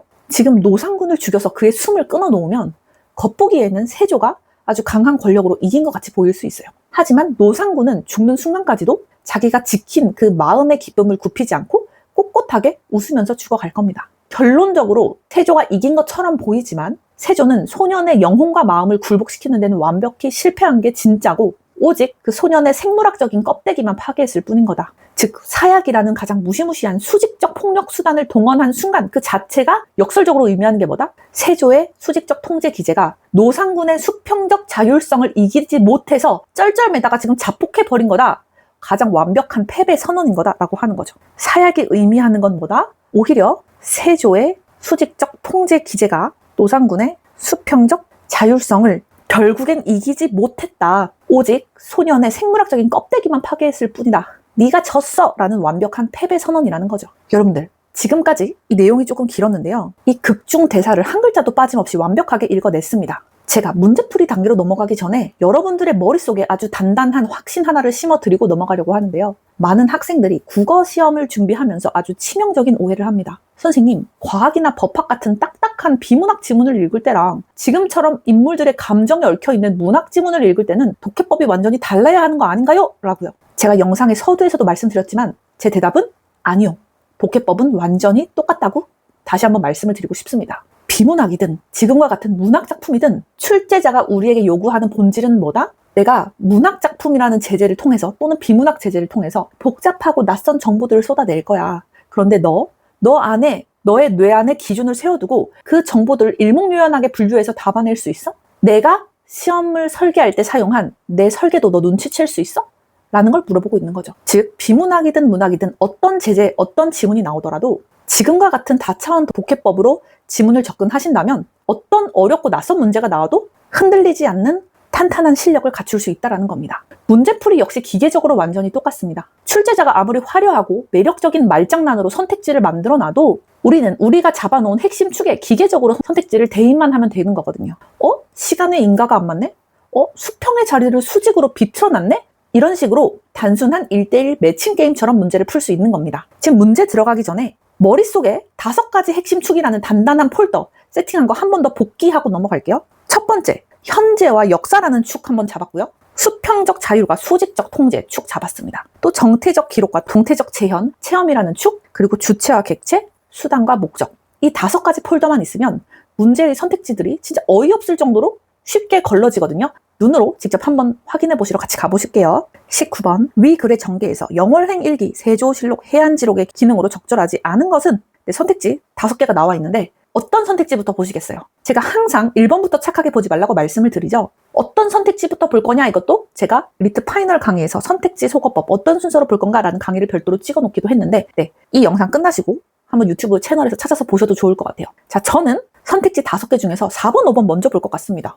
왜냐면 지금 발문에서 3개의 책의 기능을 물어봤는데 4번과 5번 선택지는 3개 중에서 2개를 먼저 물어보고 있잖아요. 출제자는 기본적으로 내가 가져온 지문, 내가 쓴 글을 학생들이 제대로 읽었는지 하나라도 더 물어보고 싶어서 안달이 나 있습니다. 1, 2, 3번은 책 1권에 대해서만 물어보고 있는데 4번, 5번은 책 2권에 관한 기능을 물어보고 있으니까 출제자가 정답으로 내기 너무나도 좋아하겠죠. 한마디로 정리하면 뭐다? 이런 문제가 나오면 2개 이상의 정보를 동시에 물어보는 복합 선택지부터 해결하자. 그러면 4번, 5번을 보고 그 다음에 1, 2, 3 순서로 정답 확인해 보도록 할게요. 자, 내용 이해를 바탕으로 일치, 불일치로 풀면은 반드시 틀립니다.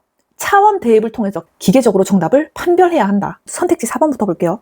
세조실록과 해안지록은 함께 어전회의 상황을 구체화한다. 세조실록, 여러분들 실록 이런 단어에 제가 집중했던 거 기억나시죠? 임금이 늦은 보고에 기분이 상했다. 노상군의 기쁜 표정에 대해 논의했다처럼 45권이나 되는 방대한 팩트 기록이 담긴 박제된 정태적 정보였습니다. 그리고 해안지록 기억나세요? 소신의 주장이 처음부터 그 뜻이었나이다. 전하, 곡해하지 마시옵소서처럼 어전회의 현장의 숨소리와 치열한 목소리가 그대로 담겼던 생생한 동태적 대사가 담긴 기록이었죠. 정태적 정보, 동태적 대사 이거 다 뭐예요? 이 최종 목적이 뭐예요? 어전회의 상황을 구체화시키기 위한 텍스트들이었습니다. 즉 정태적인 실록과 동태적인 해안지록이라는 2가지 텍스트가 원탁 위에서 나란히 만났었잖아요. 즉 정태적 뼈대와 동태적 살점이 결합해서 500년 전에 멈춰있던 어전회의는 완벽하게 구체적인 형상으로 구체화, 재현되었었죠. 따라서 2개의 서로 다른 차원의 텍스트 수단이 힘을 합쳐서 최종적으로 입체적 구체화라는 목적을 달성해내고 있으니까 4번 흠잡을 데 없이 완벽한 진술이 되겠네요. 선택지 5번 보도록 하겠습니다.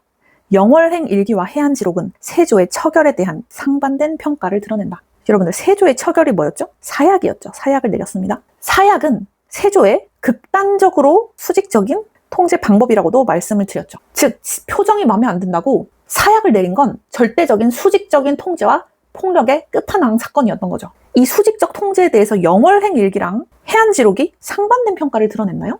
영월행 일기부터 볼까요? 나는 진짜 왕관도 관심 없고 나를 다시 왕으로 앉히려는 복위운동도 관심 없어 라고 선언했던 소년의 내면 기록입니다. 즉 수직의 세계관을 완전히 탈출해버린 수평적 자율과 무욕의 상태죠. 해안지록은 어때요?